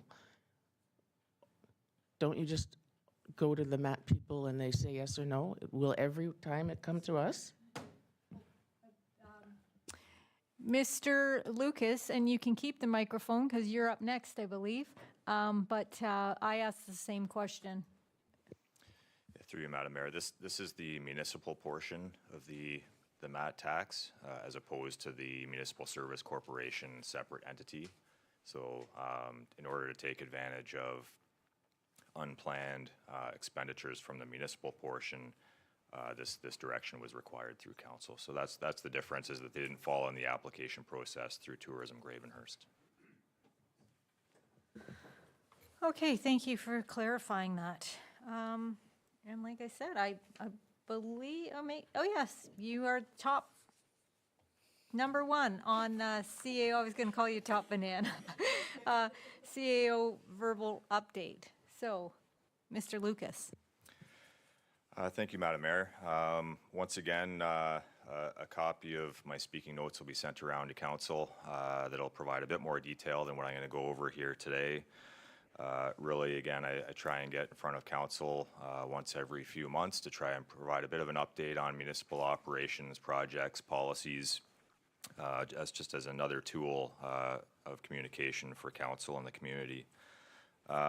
Certainly not a full picture, but a summary of some topics that your senior leadership team thought might be of interest to council and to communicate here this evening. So with that, I'll jump right in. And of course, the senior leadership team and others are here to elaborate on any specific items if you've got any questions. But we'll kick things off with some staff recognition. And there's two individuals I'm going to reference here. One is Andrew Stacey, who recently transitioned to be the president of the Muskoka Association of Road Supervisors, previously the vice president. And the other is Jared Cayley, who was appointed to the Ontario Association of Fire Chiefs Suburban Rural Advisory Committee. So we kick things off with some excitement here. And I'll jump into the list, which again is really a collaboration of what the senior leadership team and others have been able to put together. So there's a lot of documentation in here about the more recent success in terms of recruitment and retention of staff here at the town of Gravenhurst due to a number of things. I won't go through all of them other than to suggest that we are seeing a lot more success. And also in the document that we'll share, it describes a lot of the extensive training that is offered here, which is a contributing factor to our retention efforts as well. But a lot has gone into that, and our Human Resources Department, amongst others, has been working very diligently to make sure that we're getting the best and brightest here at the town of Gravenhurst. So kudos to them. In terms of technology updates, a couple of things to reference here. One is one of the capital budget items that was approved last year was an IT services review. So that review is in mid-stride and being facilitated through our Legislative Services Department. So lots of work collaboratively with the town of Bracebridge and the District of Muskoka on that project, and we're well on our way through that exercise. We also have a cemetery management software program and 2026 election vendor process or RFP that have been issued for each of those items. So the last but not least technology advancement I wanted to talk about was a human resource information system, quite sophisticated. I know Ms. Harkis-Laird and her team has been working really hard at the early stages of implementing that program, which sort of reinvents how we do things and makes things a lot more streamlined in terms of all things human resources, payroll, and the like. So I know our finance team is well in that process as well.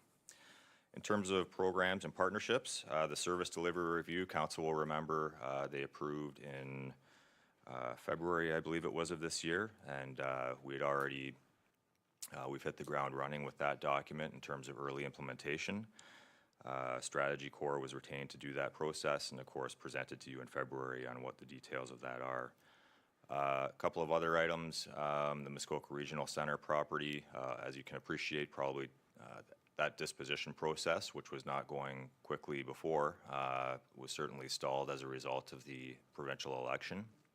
So our understanding is that conversations are picking up again post-provincial election. In terms of healthcare efforts, we heard a little bit about this earlier today. We're continuing to work with the Cottage Country Family Health Team and the steering committee that's trying to see the Health Hub come to fruition across the hallway here. Lots of conversations, meetings occurring there, and you can expect to see a report from administration in the next, likely in the next month, in response to some of the requests that they had made when they deputed here previously. The Health Human Resource Task Force is also continuing to meet. We met this morning, actually. Lots of really good work happening there as well in terms of bringing doctors to this area and really targeting those markets across the world to try and bring more doctors to this area and in following Dr. Philpott's methodology in terms of healthcare expansion across this province. Not necessarily a town initiative, but something that I know Mr. Stacey and others are involved with is the Ontario Northlander coming to being reintroduced. So lots of behind the scenes work going on there in terms of engineering, prep, and design from Ontario Northlander with some degree of input administratively. In terms of corporate communications and public engagement, you saw a report, I believe it was in January, from our communications coordinator, speaking to all of the corporate communications and public engagement initiatives that we've been undertaking. I won't rehash all of those, but of note is the two publications of the physical Gravenhurst Connections newsletter, which have been released. So good feedback on that in early days. Another tool that we introduced last year was the town tent at the farmers market, which we intend on doing again this year as well. And really the intent of that is to convey information about town programs, town services, those sorts of things that are specific to what this corporation provides to the community. We just spoke a little bit ago about Tourism Gravenhurst. It's, I believe, in year 2 of full implementation. Recently considered some new, the next set of applications, and there's public announcements coming out on that imminently if they haven't already. In terms of programming at the Opera House and recreation, keep your eyes peeled for on the website and other publications that are going out there. Summer theater program is set with 2 new shows and many great shows in between that and leading up to it. Also, lots of town recreation programs, spring programs are well underway. Continuing the success with Mini Chefs, Gym Stars, and Fit Kids. Lacrosse is returning as well, amongst a number of other programs, and also staff are giving early work, starting to work already on summer programs as well. Event season similarly is kicking off. Administration is working with organizers for summer events. Northern Pass is still impacted by the construction of Bay and Beyond, so that will stick in Bracebridge. Dockside Festival of the Arts will be returning this summer with a new organizer.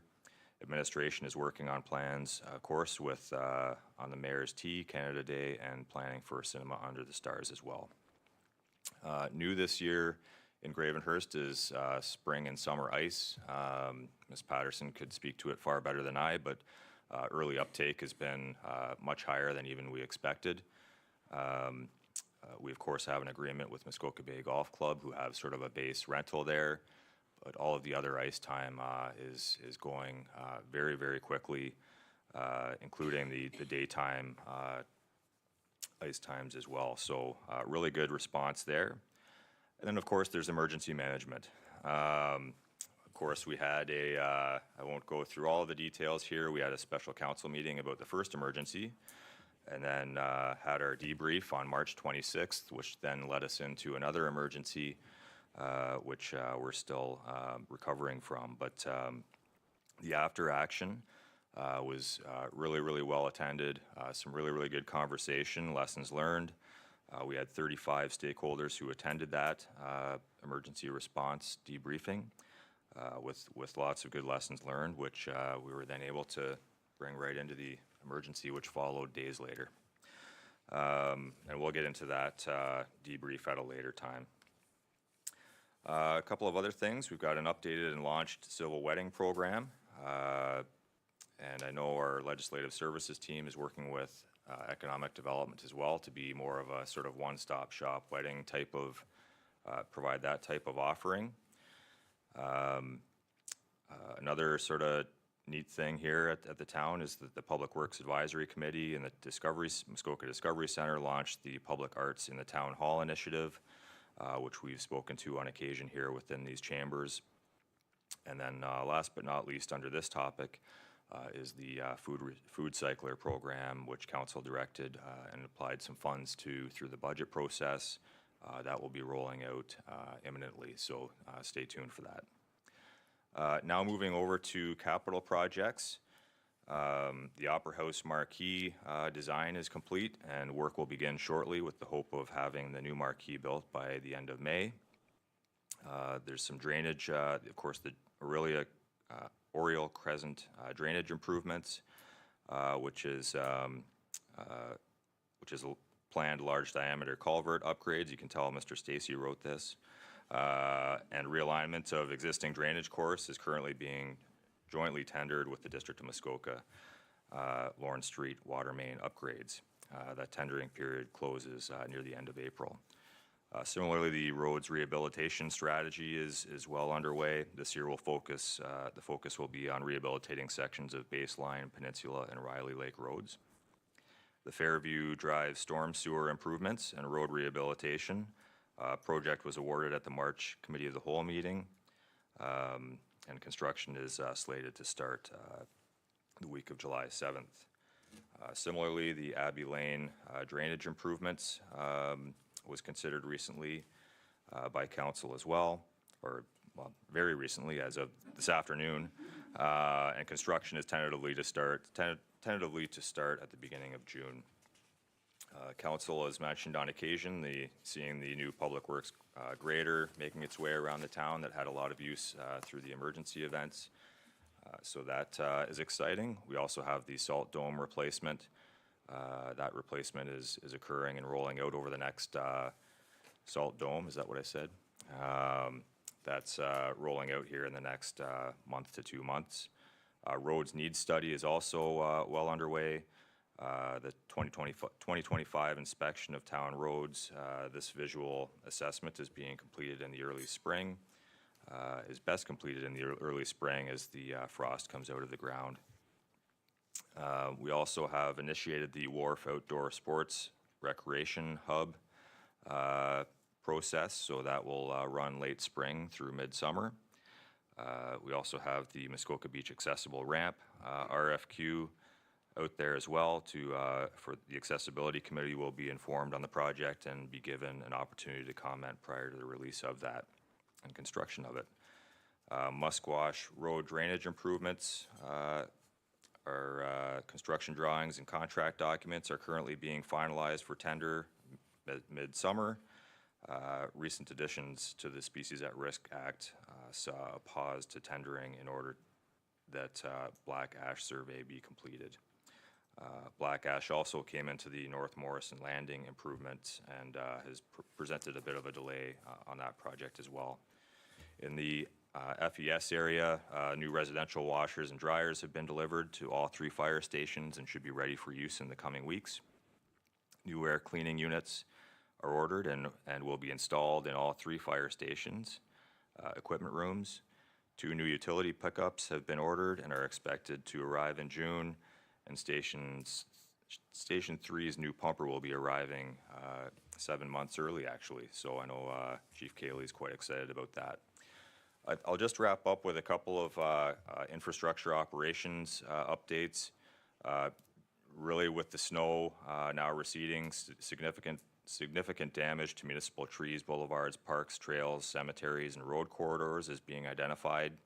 Administration is currently reviewing planned operations for this year to look for opportunities to adjust our 2025 maintenance program to help address both the cost and level of effort to complete the repairs associated with the 2024 storm event and, of course, the 2025 ice storm event.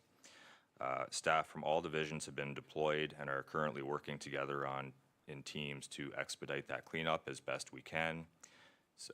Along the lines of helping out the community in light of environmental events, the sandbag inventory.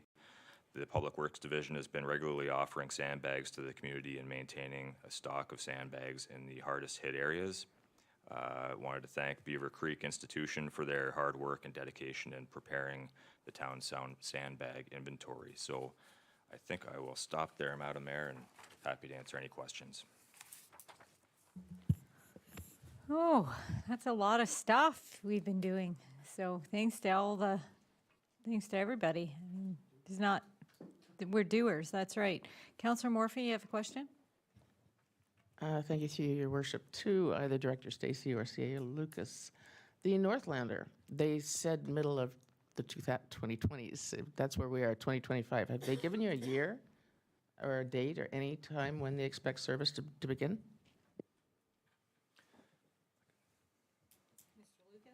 My mic is still on. I'm not certain of the beginning of the service, though my understanding is that they do intend on beginning construction on the shelter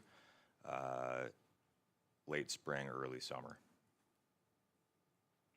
But in Gravenhurst, yes. They've started north and they've been making their way south in terms of the shelter infrastructure. Okay, Councillor Johnston? Thank you, Your Worship, through you, to CEO Lucas. An excellent report, very good. And to use the technical term that was just said, a lot of good stuff, right? A lot of good stuff. My question is this. Do we now, or have we considered putting some sort of redacted report that you just made on our website? And the reason why I ask is that in my last municipal post up in Nipissing, a colleague of mine asked me for some ways to engage the public, and I suggested that to him. He provided regular reports, updates to his council, and when he did put a redacted report on the website, he was amazed with the response. People said, "I had no idea that everybody under here is so busy," and I mean they can watch the council meeting or read the minutes, but a lot of people just don't. And so maybe if it's there on the website, somebody can click on that, and I think it gives a good shout out to you and the senior leadership team and everybody else that works for the town of Gravenhurst. So just a thought. Thank you. Thank you for the feedback. Councillor Cairns? Thank you. Thank you very much, Your Worship, through you. I had two similar questions, and one was about the Ontario Northland, but now that was answered.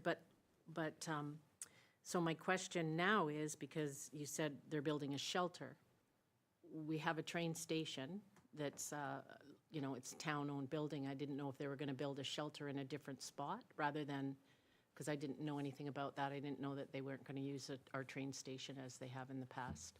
So I didn't know if that was something new. You. Thank you, Madam Mayor. Yeah, they have sort of a standard design for the shelters that it doesn't really coincide with the use of the train station, so they don't intend on using the train station for the administration of their service there. It'll be a separate building. In the vicinity of they've looked at a couple of different locations in the vicinity of the train station, so it'll be right around there.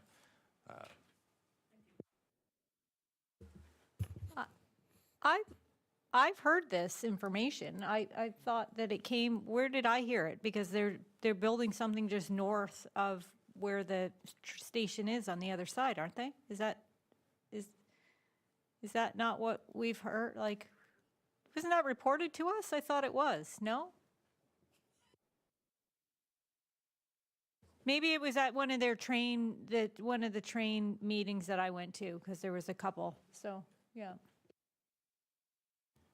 Thank you, Madam Mayor. Yes, they were originally looking on the site of the train station, but they're now looking at a piece of land just north of Brock Street that has a bit more space where they're able to accommodate their services a little bit better. That's not owned by the town, but right in the vicinity. Okay, so I think it was at one of their information sessions that they hosted. Councillor Jorgensen, you have a question?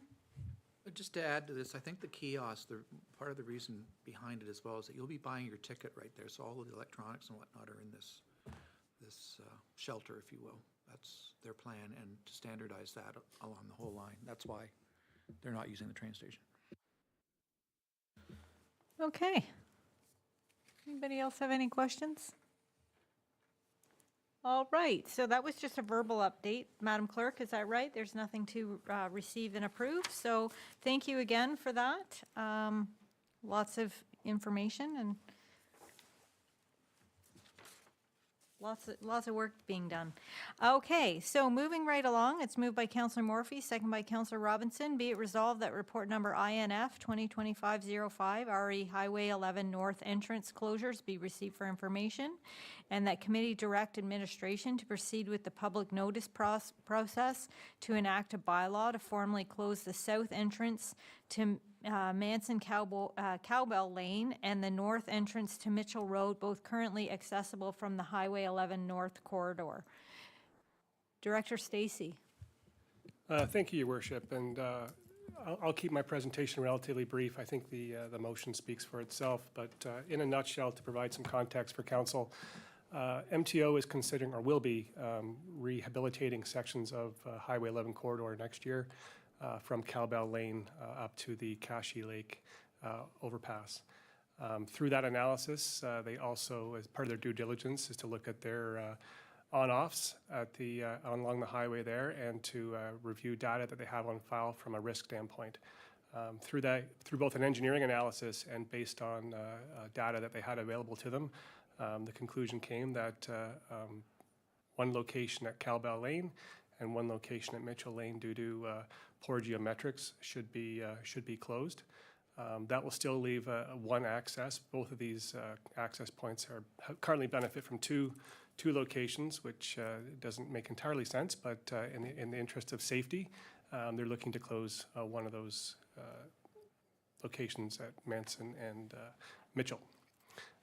We've reviewed the proposal. We, being Administration and Infrastructure Services, have reviewed the proposal from MTO. They have sent us correspondence to go through this process first to see if there's an interest from council to proceed with closing. And subject to council's approval today, next steps would be for my team to put a public notice in the paper for 30 days. And subject to what feedback we get from that, we would come back to council with a bylaw to formally close those two entrances. So I'll leave it there, Your Worship, but happy to answer any questions that council may have. Okay, thank you. Council, I guess my one question is that the reason we put that out there and we're talking about this now and have the 30 days is to allow residents and people affected by that to provide us feedback? Is that's the whole purpose of that 30-day window? Through you, that's correct. So, okay. Councillor Cairns?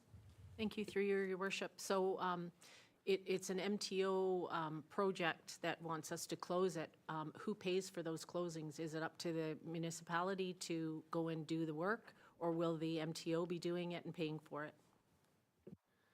Through you, Your Worship, to Councillor Cairns, once those, if those two access points are closed, the MTO will then embed that into their construction program and put barriers up across so that they can no longer be in use. So they're covering the costs. Okay. Anybody have any other questions? All right, so I'll call the question. All in favor?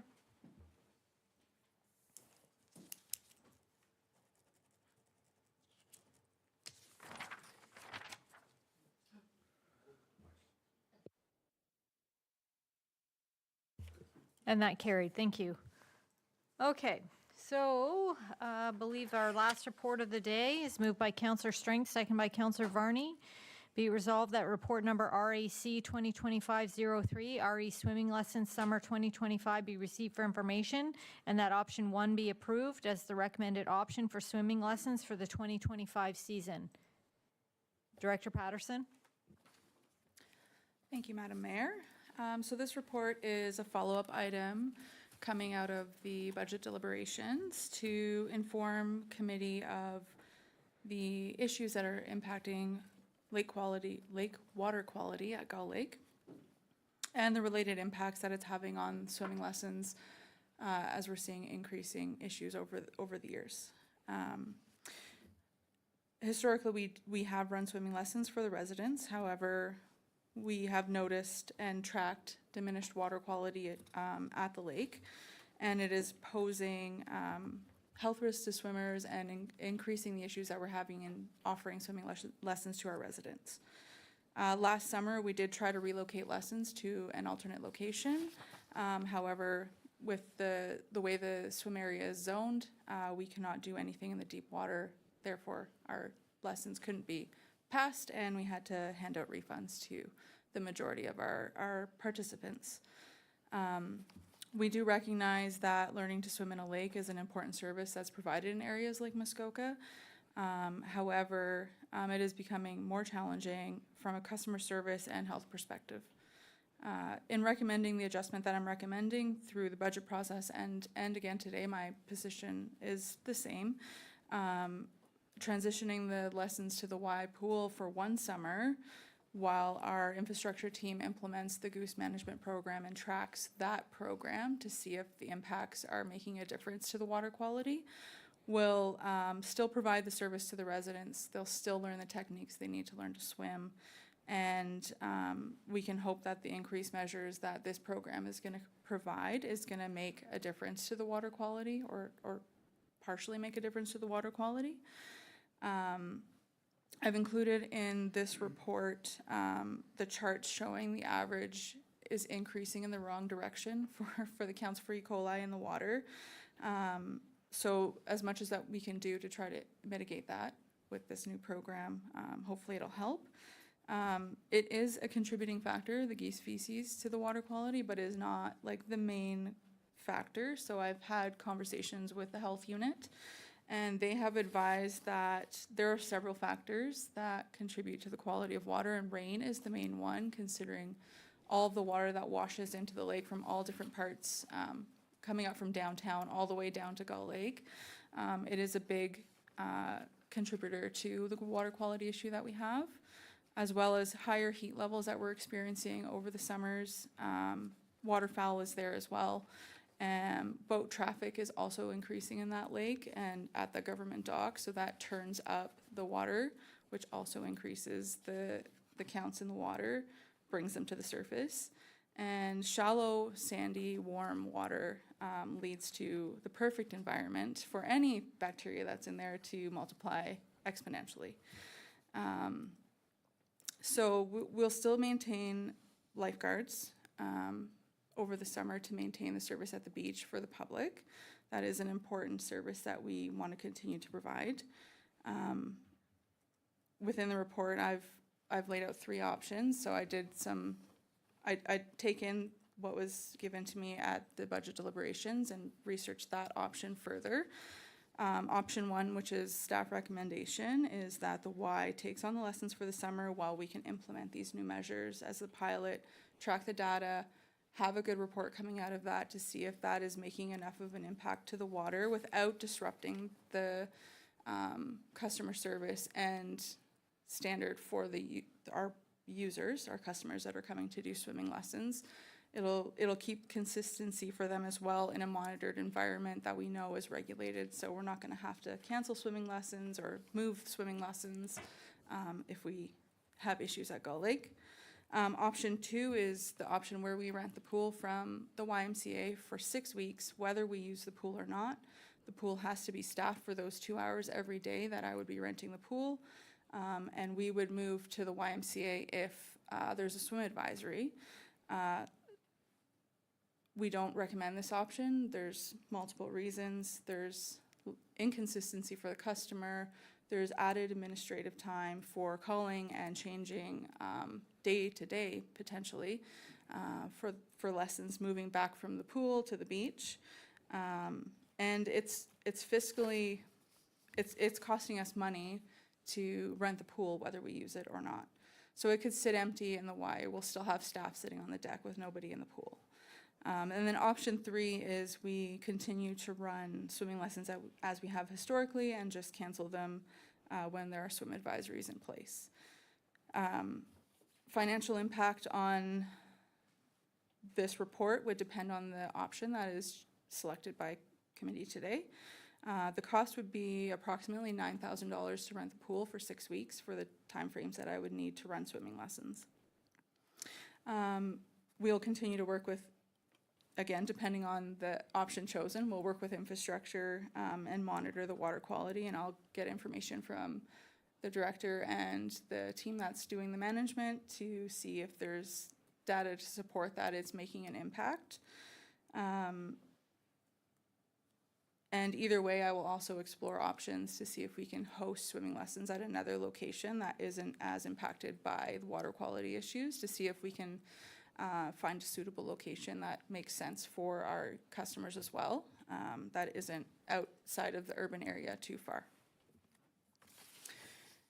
Climate change, I do note in this report doesn't actually contribute to climate change impacts, but the climate that's changing is having an impact on what is happening at the beach. So that is playing a factor into why we're seeing increased levels of E. coli, compounded with other factors that are contributing to that.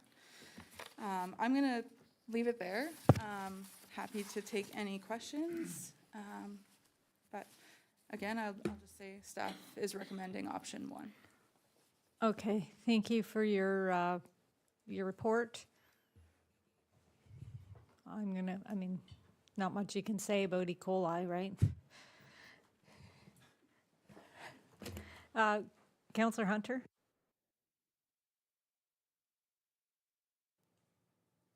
Thank you, Your Worship, through you. So option 1, when it says the YMCA takes on swimming lessons for this year, is that Red Cross swimming lessons? Because they currently don't do Red Cross. So would they be doing that program? Because if someone wants to take Red Cross swimming lessons, would they need to go elsewhere? Like meeting another municipality? So they don't run the full Life Saving Society lessons like we do, but they have comparator lessons so that it could be, they can maintain the same levels. It's just called something different. The YMCA has their own standard for lessons that match what the Life Saving Society does. So it's called Otter instead of Parent and Taught, or they have a different name for it. So, but it would be in line with what they would learn with Life Saving Society.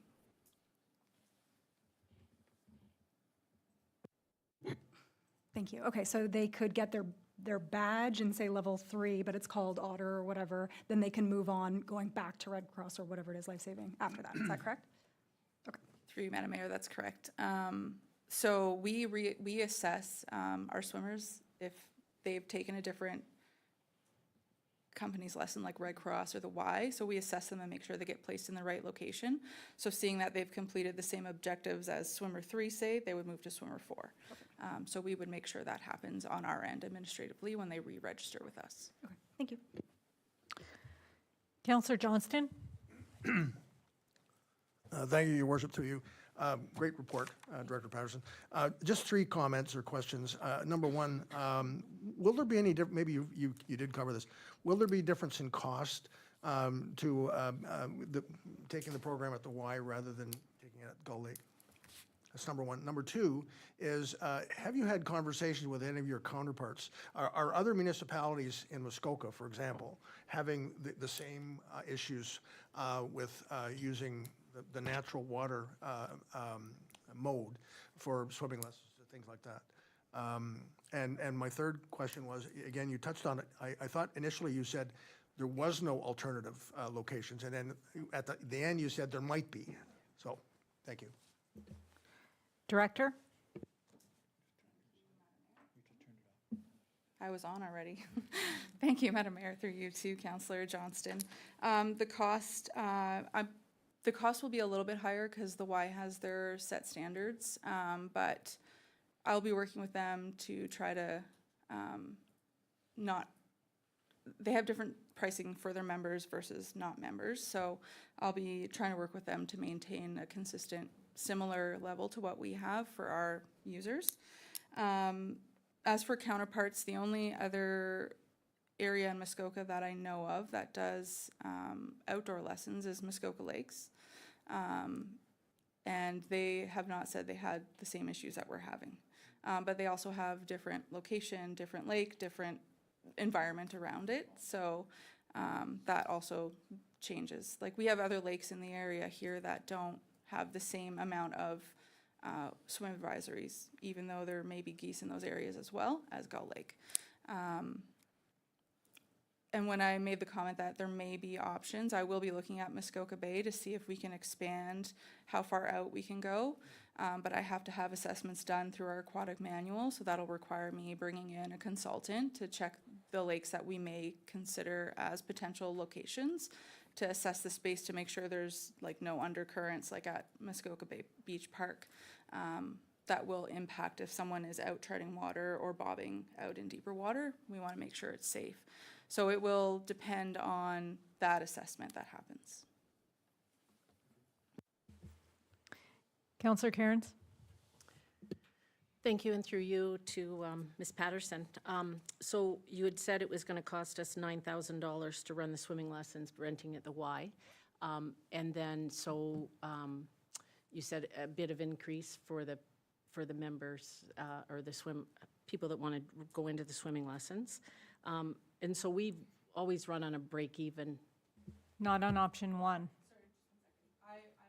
Oh, okay, go ahead. Thank you, sorry, I just made an error.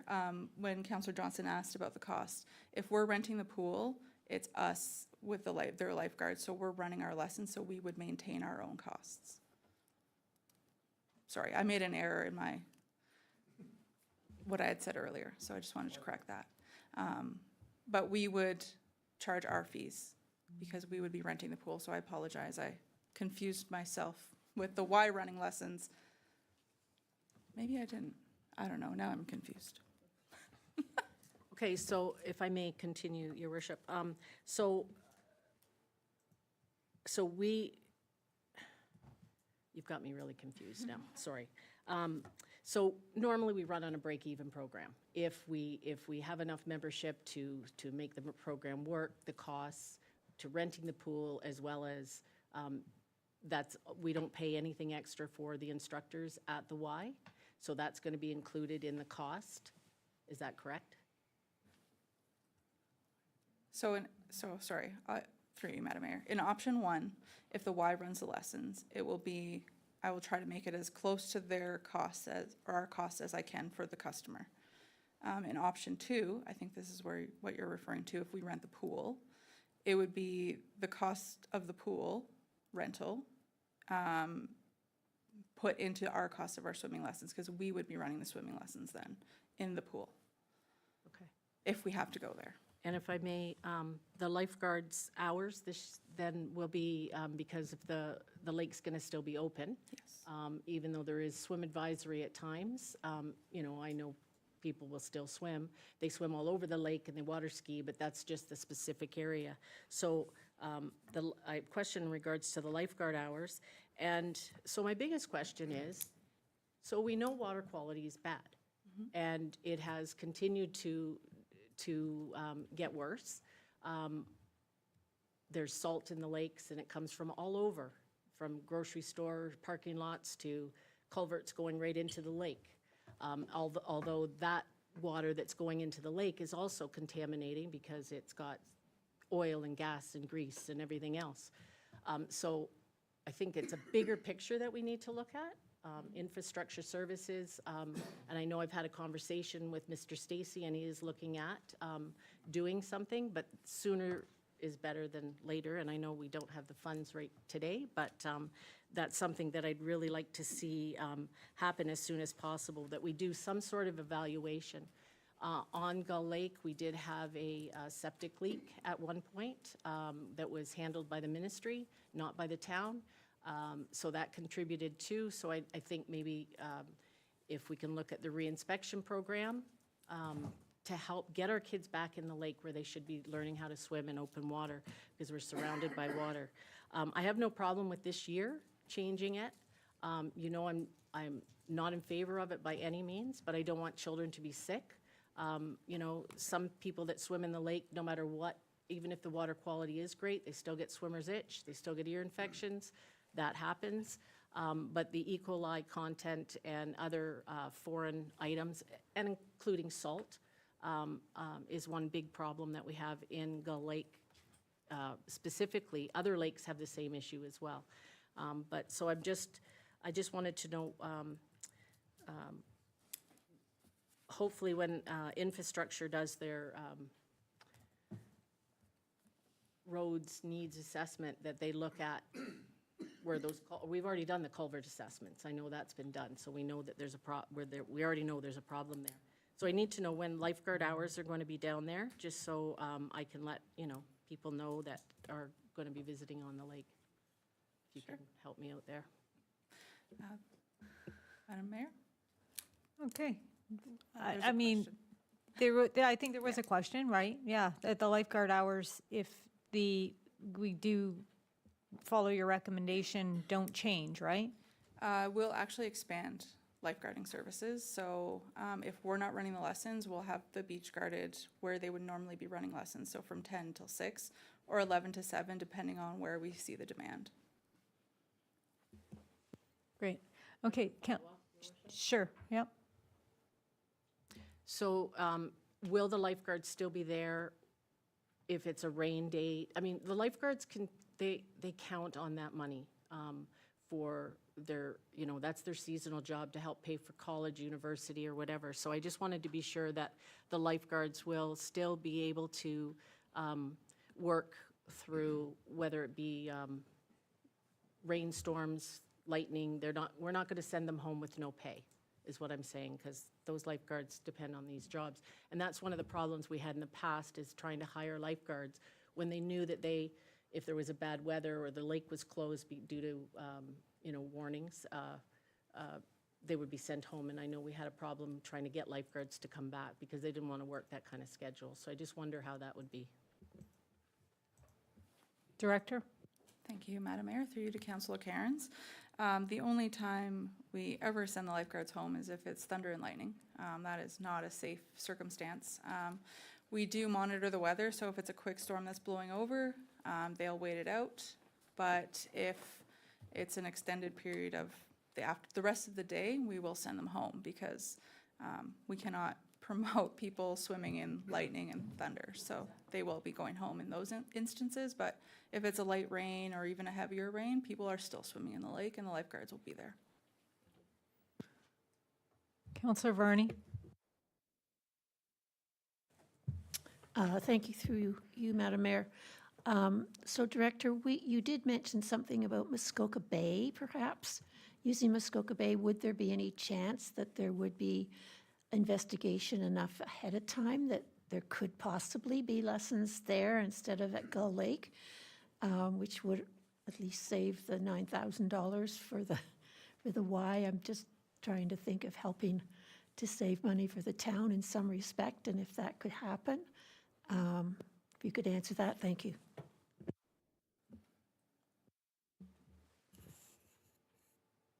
Director? Thanks, Madam Mayor. Through you to Councillor Varney. I don't see that happening in enough time to be able to do it. Ideally, we would be promoting and getting our lessons done now, so it takes time. I would have to coordinate getting it assessed, and then I'd have to have it updated. So it would be it'll be ready for next season if the controls that are getting put in place in Gull Lake aren't making an impact. I just need a question for my own clarification. The $9,000 is not an impact if we go with option 1, is that right? Okay. So, Councillor Jorgensen. Thank you for saying that, because I think we need to be clear here that option one is the Y runs the lessons according to their program, setting their fees. I would assume we have an option to subsidize if those fees are higher than what we would normally charge, but it's really a Y. We're directing people to take swimming lessons at the Y, and we're not involved otherwise. So the $9,000 has nothing to do with option one at all. It's just they're going to offer the swimming lessons. We're going to tell people to go there for swimming lessons. And, you know, I looking at this situation, it's obvious to me that I have to agree with your option one, because ultimately at the end of the day we want kids to take swimming lessons, and option three doesn't allow that. You know, that's the problem we're in. And the just following up on Councillor Cairns' line of thinking too. One of the major reasons for this is stormwater runoff, and I think, you know, we don't just have that problem potentially at Gull Lake. So I'm going to maybe put Mr. Stacy on the spot. Do we have any plans to look at stormwater management, how well we're doing, best practices, that type of thing going forward? Because, you know, we could have the same. We may potentially have the same problem going into Lake Muskoka or any of the large lakes, because of our urban area. And, you know, clearly Muskoka Lakes doesn't have this because they don't have the same large urban areas that we have. So is there anything, you know, and this is I think a climate change driven process as well, that are you looking at this potential solutions to or abatement, if you will, to at least some of this problem? Through your worship to Councillor Jorgensen, I guess I'll answer that two ways. Immediately, no. Our focus right now is on quantity control and making sure that the water gets from the urban watershed to the outlet. But in saying that, every time we do this, we have to apply through the Ministry of Environment, Conservation and Parks. And they have pretty strict criteria, environmental criteria, that based on certain water bodies, they require different things. We could take it a step farther and be a little more proactive, but to put these types of controls in place is, not to discourage council, but extremely costly. And I mean extremely costly. If we wanted to put some sort of quality control device in on a major outfall before it goes into the lake, you could be looking at $500,000 just for that one location. Now, when we do rebuild these things, we do put infrastructure in place that has sumps to allows, you know, sediment and materials to settle out, and we clean those out in the spring. So we leave it better than how we found it when we replace it. But have we gone to a point where we're the gold seal standard, whereas we're putting some sort of quality control treatment device before it flows to the lake? Not at this point, and nor has it been a criteria put on us by the ministry.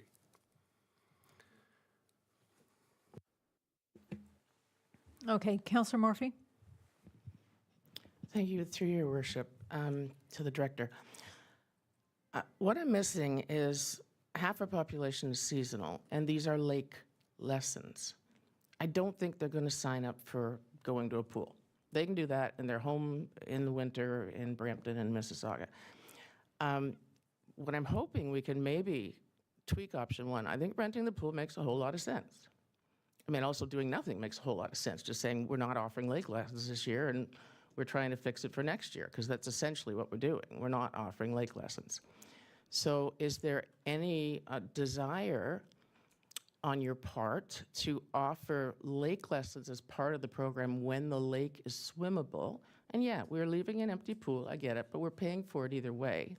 And you could put the onus on the client to say, check the location of your lessons every week. We want to get these kids in the lake. That's why they're signing up for the lake lessons. Otherwise, you're just selling beaver and otter and like regular swim lessons. Like, what? I don't even see the point.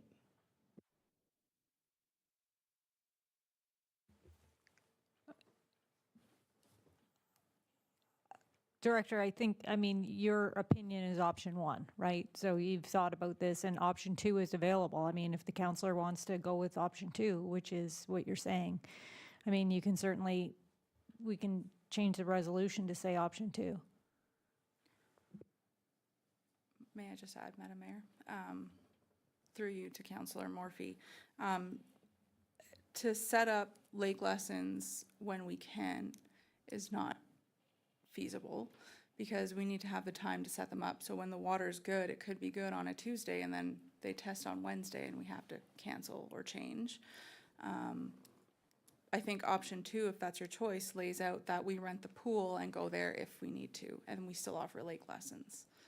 But incorporating option one to say if the lake quality is good now, let's do some lessons, administratively, that's a nightmare for us. So I don't think that would be an easy option to do. Follow up, Councillor Morphy?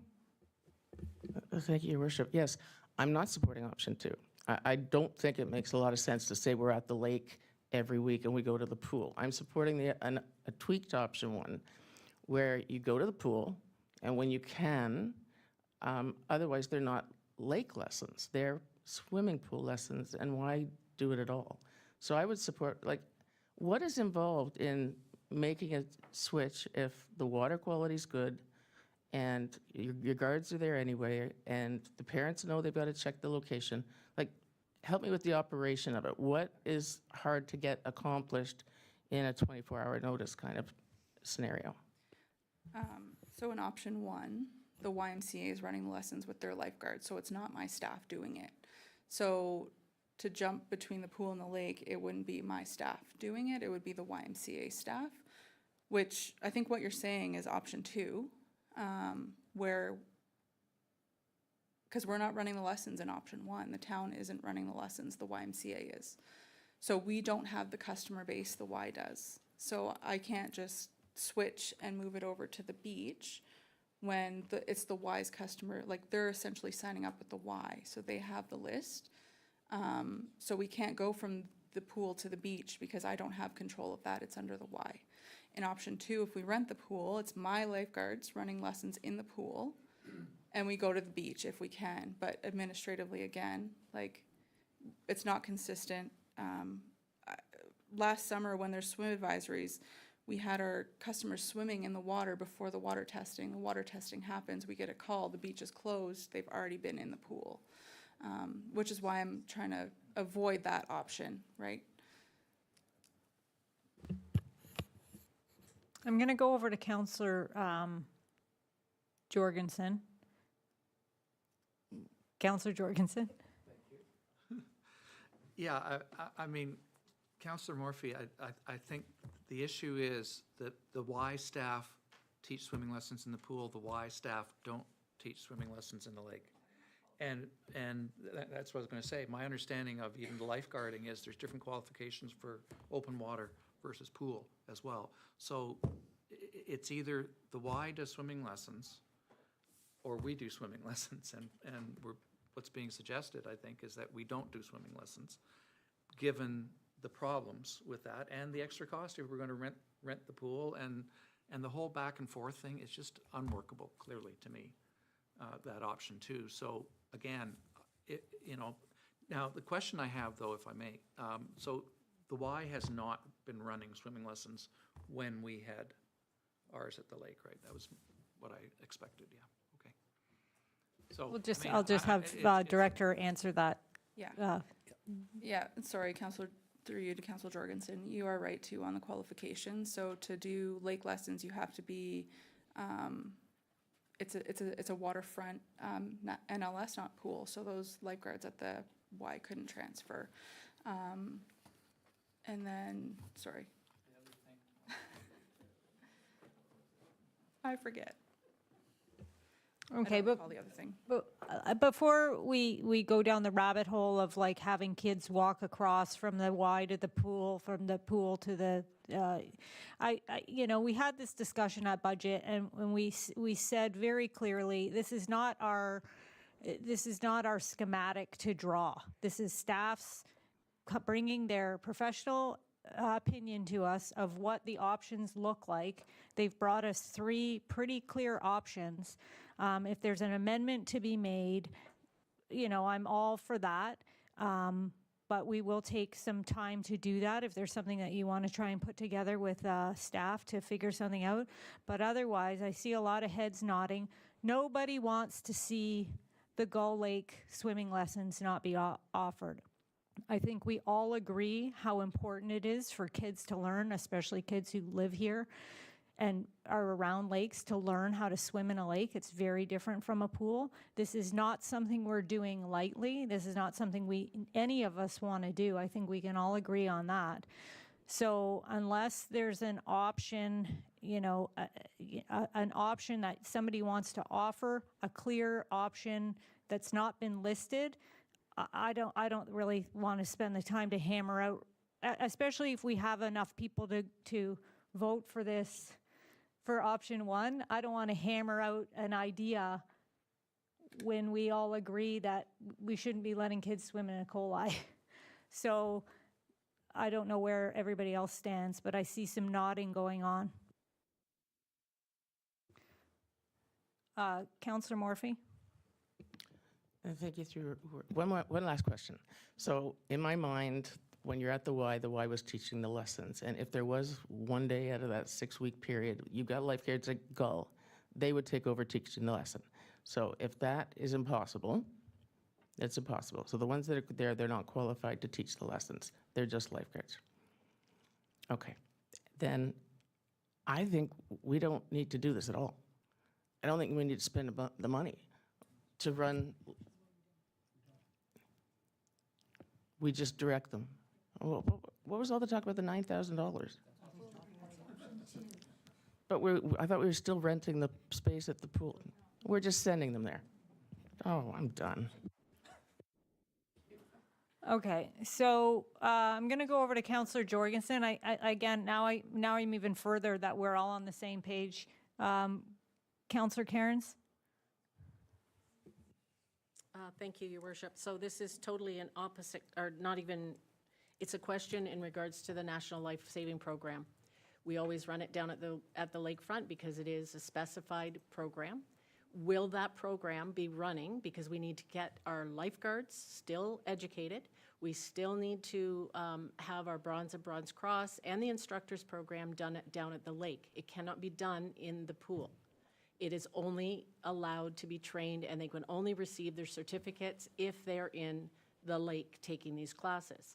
Are we going to be running the National Lifeguard Society programs for people to swim to get their Bronze and Bronze Cross and instructors in the lake this year to make sure that we encourage more children to be able to swim, or to be able to be our lifeguards, I should say, not to swim, but to be our lifeguards. So I'm just wondering if that program, because we usually run that program well before, or I think I've seen them out there before our swim program starts. You've got your instructors in the water already being trained. So will we be doing that program? Director? Through you, Madam Mayor, to Councillor Cairns. I just want to clarify. So Bronze Cross, Bronze Medallion, NLS can be done in a lake or a pool. The certification that's required to be able to lifeguard at a waterfront is the Waterfront NLS, and it's a conversion course that the lifeguards take. So we haven't run Bronze Cross, Bronze Med for a couple of years because we haven't had participants to take it. The YMCA and the Bracebridge pool have both run them. So once lifeguards get their NLS in the pool, we offer the conversion course for Waterfront NLS at the waterfront, which is scheduled every summer because we have to do a refresher with our own lifeguards every summer. So that is always offered for us, and it is already scheduled for this year for our lifeguards. Okay, thank you. That's what I want to know. Yeah. Thank you. Councillor Jorgensen, going to wrap this up soon. I just want to echo your comments about, I don't think anyone around this table is happy with giving up swimming lessons in the lake. It's been an important feature for, as we know, swimming in a lake is a lot different from swimming in the pool. And I'd just like to highlight as well, though, we have the Ontario Open Water Swim Championships at Gull Lake. And that is growing and growing in popularity. So I think it's to our detriment to not be able to offer these lessons in open water, because there's a huge demand for it among the groups. Yeah, I know Councillor Cairns and I volunteer at that event, and the mostly kids, but there's masters that do the open water swim too.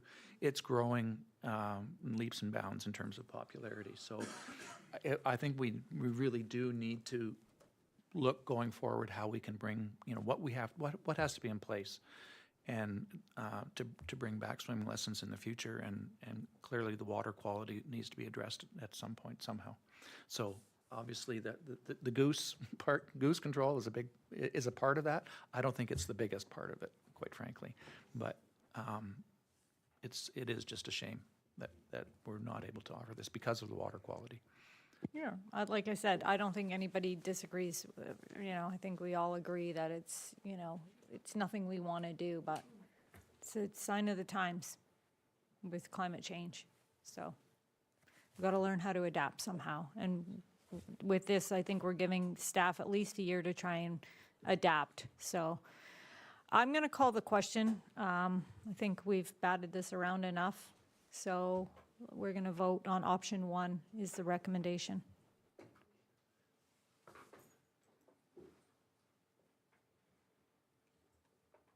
And that carries. Thank you.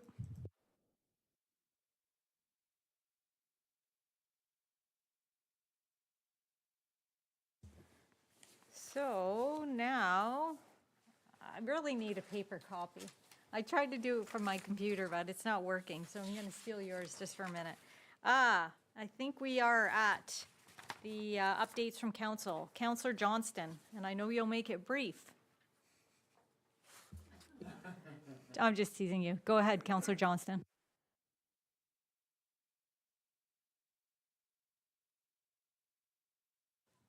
Now you're ready.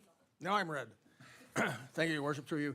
Not only will I be brief, my smartwatch has been programmed now. It gives me a severe electric shock if I get anywhere past 5. So I'll do my 5 minutes. Okay. I wasn't here for last month, so I skipped an update. So just wanted to give you a brief history about where we are right now. As I mentioned in my last update, the former Community Roundtable, a subcommittee of Muskoka Watershed Council, has now evolved into the IWM project team. 3 deliverables have been identified. A high-level, concise description of what a watershed plan would look like and what it could do for us. Number 2, a more detailed roadmap to get to a watershed plan within a broader IWM process, and a synthesis of what we know about the watershed, including the beginning of a gap analysis that will require broad goal settings before completion. Those 3 deliverables were what the delegates at the last conference in November said they want. Those 3 deliverables. They want to. Now we know we've got a problem. What's the solution? What's it going to look like? And then how do we get there? So right now we're preparing infographics to provide to the audience all over Muskoka. They're very, very simple little diagrams that a grade 12 student can understand clearly what IWM is. So we're doing that right now. So a summary of the current project team activities that we're meeting sometimes 2-3 times a week. Bringing municipalities together with the end goal of getting them into a collaborative charter and ultimately an MOU. We're working with the Huntsville staff, the district staff, to digest the outcome and feedback from the November 24th, one that Councillor Varney, Cairns and I were at. We're planning the next municipal meeting, which will be held jointly hosted by Gravenhurst and Township of Muskoka Lakes at a date we have not yet determined. We're meeting with individual members of council, CAOs, and senior staff across the district. Number 2 is to educate the public. And number 3 is advancing partnerships with other key NGO representatives. Fundraising for additional temporary staff and or contracts for any hands-on work that our volunteers cannot do. So right now, to be clear, MWC, we do not have staff. We're all volunteers, and we're volunteering to exhaustion. So the reference to additional temporary staff and or contracts to do hand-on work that volunteers cannot do. That's a very temporary measure, and we're looking at getting funding to do that. We've hired a company called Well Known Company to help us with the fundraising and the process, and they're very, very good. So just to give you a very quick 2-minute refresher about the history of IWM. MWC started discussions about integrated watershed management in 2017. In 2018, a watershed hydrology team began looking at how water moves through the watershed across our landscape, and to integrate that with issues around climate change, land development, and other cumulative impacts. 2019, MWC hosted a conference called Connecting the Drops on Watershed Science. In 2020, MWC produced a case for the integrated watershed management in Muskoka. The Community Roundtable was established in 2021 and has since been transformed into MWC's IWM project team. One of the greatest challenges we face right now is building an informed public. That's job number one. 3 lines left. Delegations have now been made to all 13 local watershed municipalities, and we are now reaching out to First Nation communities. In February 2024, MWC held a conference tailored for municipal representatives, and subsequent conferences are being planned for later this year and in 2026. We are now in the planning stages to follow up the Muskoka Watershed Summit on the Environment that was in Huntsville, which was very well attended. And we're planning on having another one sometime this fall. The role of students, this is my last point, and I'm very pleased to say this, the role of students that was such a hit at the conference we had in Huntsville will be greatly enhanced. They're going to be involved in all the planning to do with the next conference, because at the end of the day, this is about them, and they need to tell us what we need to be doing. So that's my report, Your Worship. Thank you. Thank you, Councillor Johnston. So now it comes to my opportunity to just have a few words at the end of the meeting here.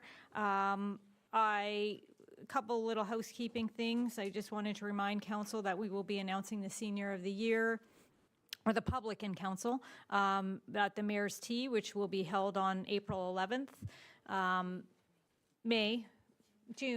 June. I guess it wasn't 4 days or 5 days ago, so yeah, June. Been a long day. Okay, so, and then the other thing we would like to remind the public is that we have put the call out for high school, Gravenhurst High School bursary, which is $2,000. Like, that's nothing to sneeze at. So, you know, if you're graduating out there, fill out an application. I think it's a pretty, you know, it's not that onerous to fill out. You do have to answer a question, like an essay question, but, you know, pretty good money if you can get it. So I would highly recommend somebody, you know, everyone to apply. And then I'm going to wrap up by saying, on behalf of Council, I want to say how grateful we are for the efforts to once again step up for the community in the face of another unprecedented weather event. The emergency was lifted by the district yesterday, but as we all know, the recovery will take some time. There are so many people to acknowledge, but to highlight, I wanted to thank a few. I want to thank the Emergency Control Group, which consists of all of our senior leadership team. I mean, that includes all of our directors and our fire chief and Deputy Chief Clapp is a calm figure in stressful times. So we want to thank him specifically for leading those meetings and doing it with such, you know, I guess I would say calm authority. He's very good at it. He was born for that role. I want to thank Councillor Jorgensen in particular for stepping up in his role as Deputy Mayor. I want to thank Council for fielding calls. We know that these times can be very busy for everyone, and spreading the word and sharing the information. We all know that misinformation is is bad news when you're in the middle of an emergency. And so directing people to the proper channels is really, really important. Town staff across the organization, including those with boots on the ground, like our fire department and our operations staff. I'm sure we'll hear again how many calls our volunteer fire department responded to in the first 48 hours and then some. I mean, it's nonstop for these folks, and they deserve much gratitude. I want to thank the frontline staff who fielded another barrage of service calls, some respectful and some not so much. So we want to thank them for going above and beyond the call of duty with some of the calls that they have to field. Again, the operations staff, we got to put the grader to work, cleaning up trees. We all know what it's like out there. It's like a war zone. It's really sad to see some of these iconic trees. I almost cried when I saw the Opera House without its beauty out there. So, it's very emotional for people. As an example of dedication, I do want to thank Jackie McFarland, who was covering the phones during the weekend for the district emergency line to help those in need. I also would like to thank Mike Jennings. He does an awesome job with our communications. They're very clear and concise. When people read them, all the information is there. I think it's really important to keep sharing the same message over and over. And I think with the added stuff at the top, Mike does a great job in very clear, concise messaging. So thank you. Of course, the hydro crews.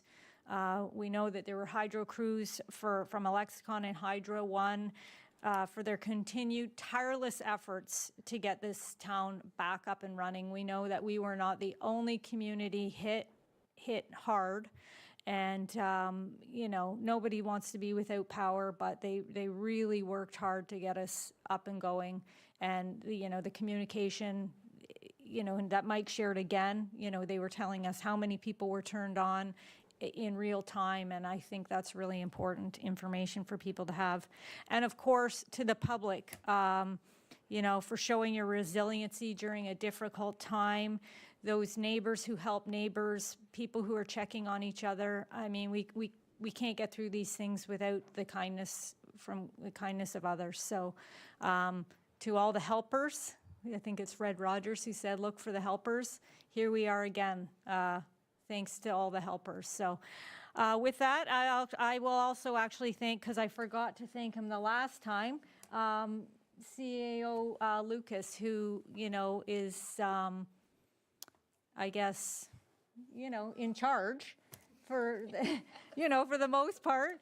So with great responsibility, you take your responsibility very seriously, and I want to thank you personally. For being there for me as well. So with that, I just want to say continued patience is appreciated. It's going to be some time before we get everything cleaned up. Again, what do we have, 9 guys that are cleaning up this town? So let's show them some patience and let's just be kind. And then also, as far as brush pickup, it seems to be a changing situation. Solid waste pickup, which we all know is the district responsibility. Please follow their updates, the District of Muskoka, for their updated information. And I believe we've been sharing that as well. I'm looking over to Mike. So, but they are the go-to for all questions related to brush pickup. So with that, I'm really hoping for a quiet summer. I think we can, I don't know, Gravenhurst is really, it's been a rough winter. So, the plague of frogs next, Randy? Is that what you're saying? No, we shouldn't even be joking, because it's just been a lot. So again, thank you to all. And I'm sure we'll have a bit of a debrief. So with that, I am going to Okay, I'm going to adjourn Committee of a Whole. I need a mover. Counselor Hunter and Counselor Robinson. All in favor, please vote.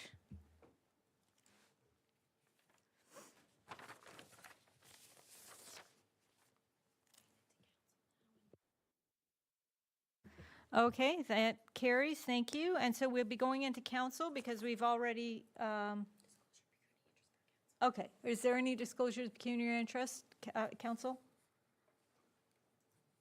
Okay, not seeing any. All right, it's moved by Counselor Morphy, second by Counselor Robinson. Be it resolved that the council minutes from March 18th, 2025 be adopted as circulated. All in favor? Please vote, thank you.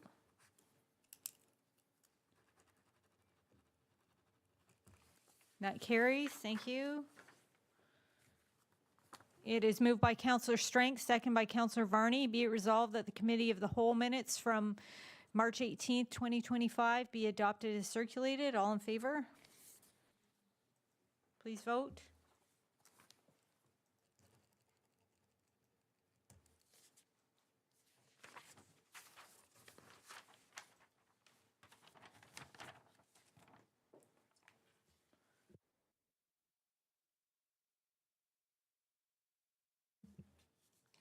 It is moved by Counselor Hunter, second by Counselor Morphy. Be it resolved that the following individual be appointed to the Gravenhurst Trails Committee for the 2022-2026 term of council. Wendy Spring. That the following individual be appointed to the Municipal Heritage Committee for the balance of the 2022-2026 term of council. Jordan Tepperman. That the following individual be appointed to the Public Art Advisory Committee for the balance of 2022-2026 term of council, Kristen Rybacki. And that the following individual be appointed to the Gravenhurst Public Library Board for the balance of the 2022-2026 term of council, Paul Kelly. Any questions or comments, or please vote.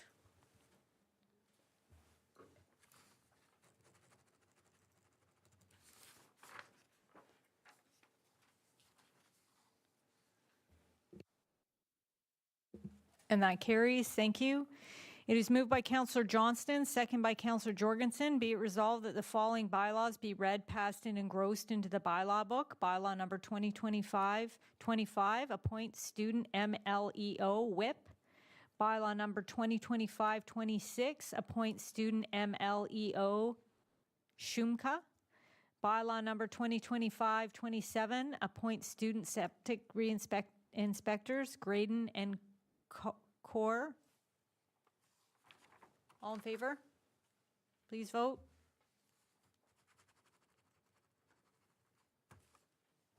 And that carries. Thank you. And it is moved by Counselor Morphy, second by Counselor Robinson. Be it resolved, bylaw number 2025 to confirm the council meeting held on April 15th, 2025 be passed. All in favor?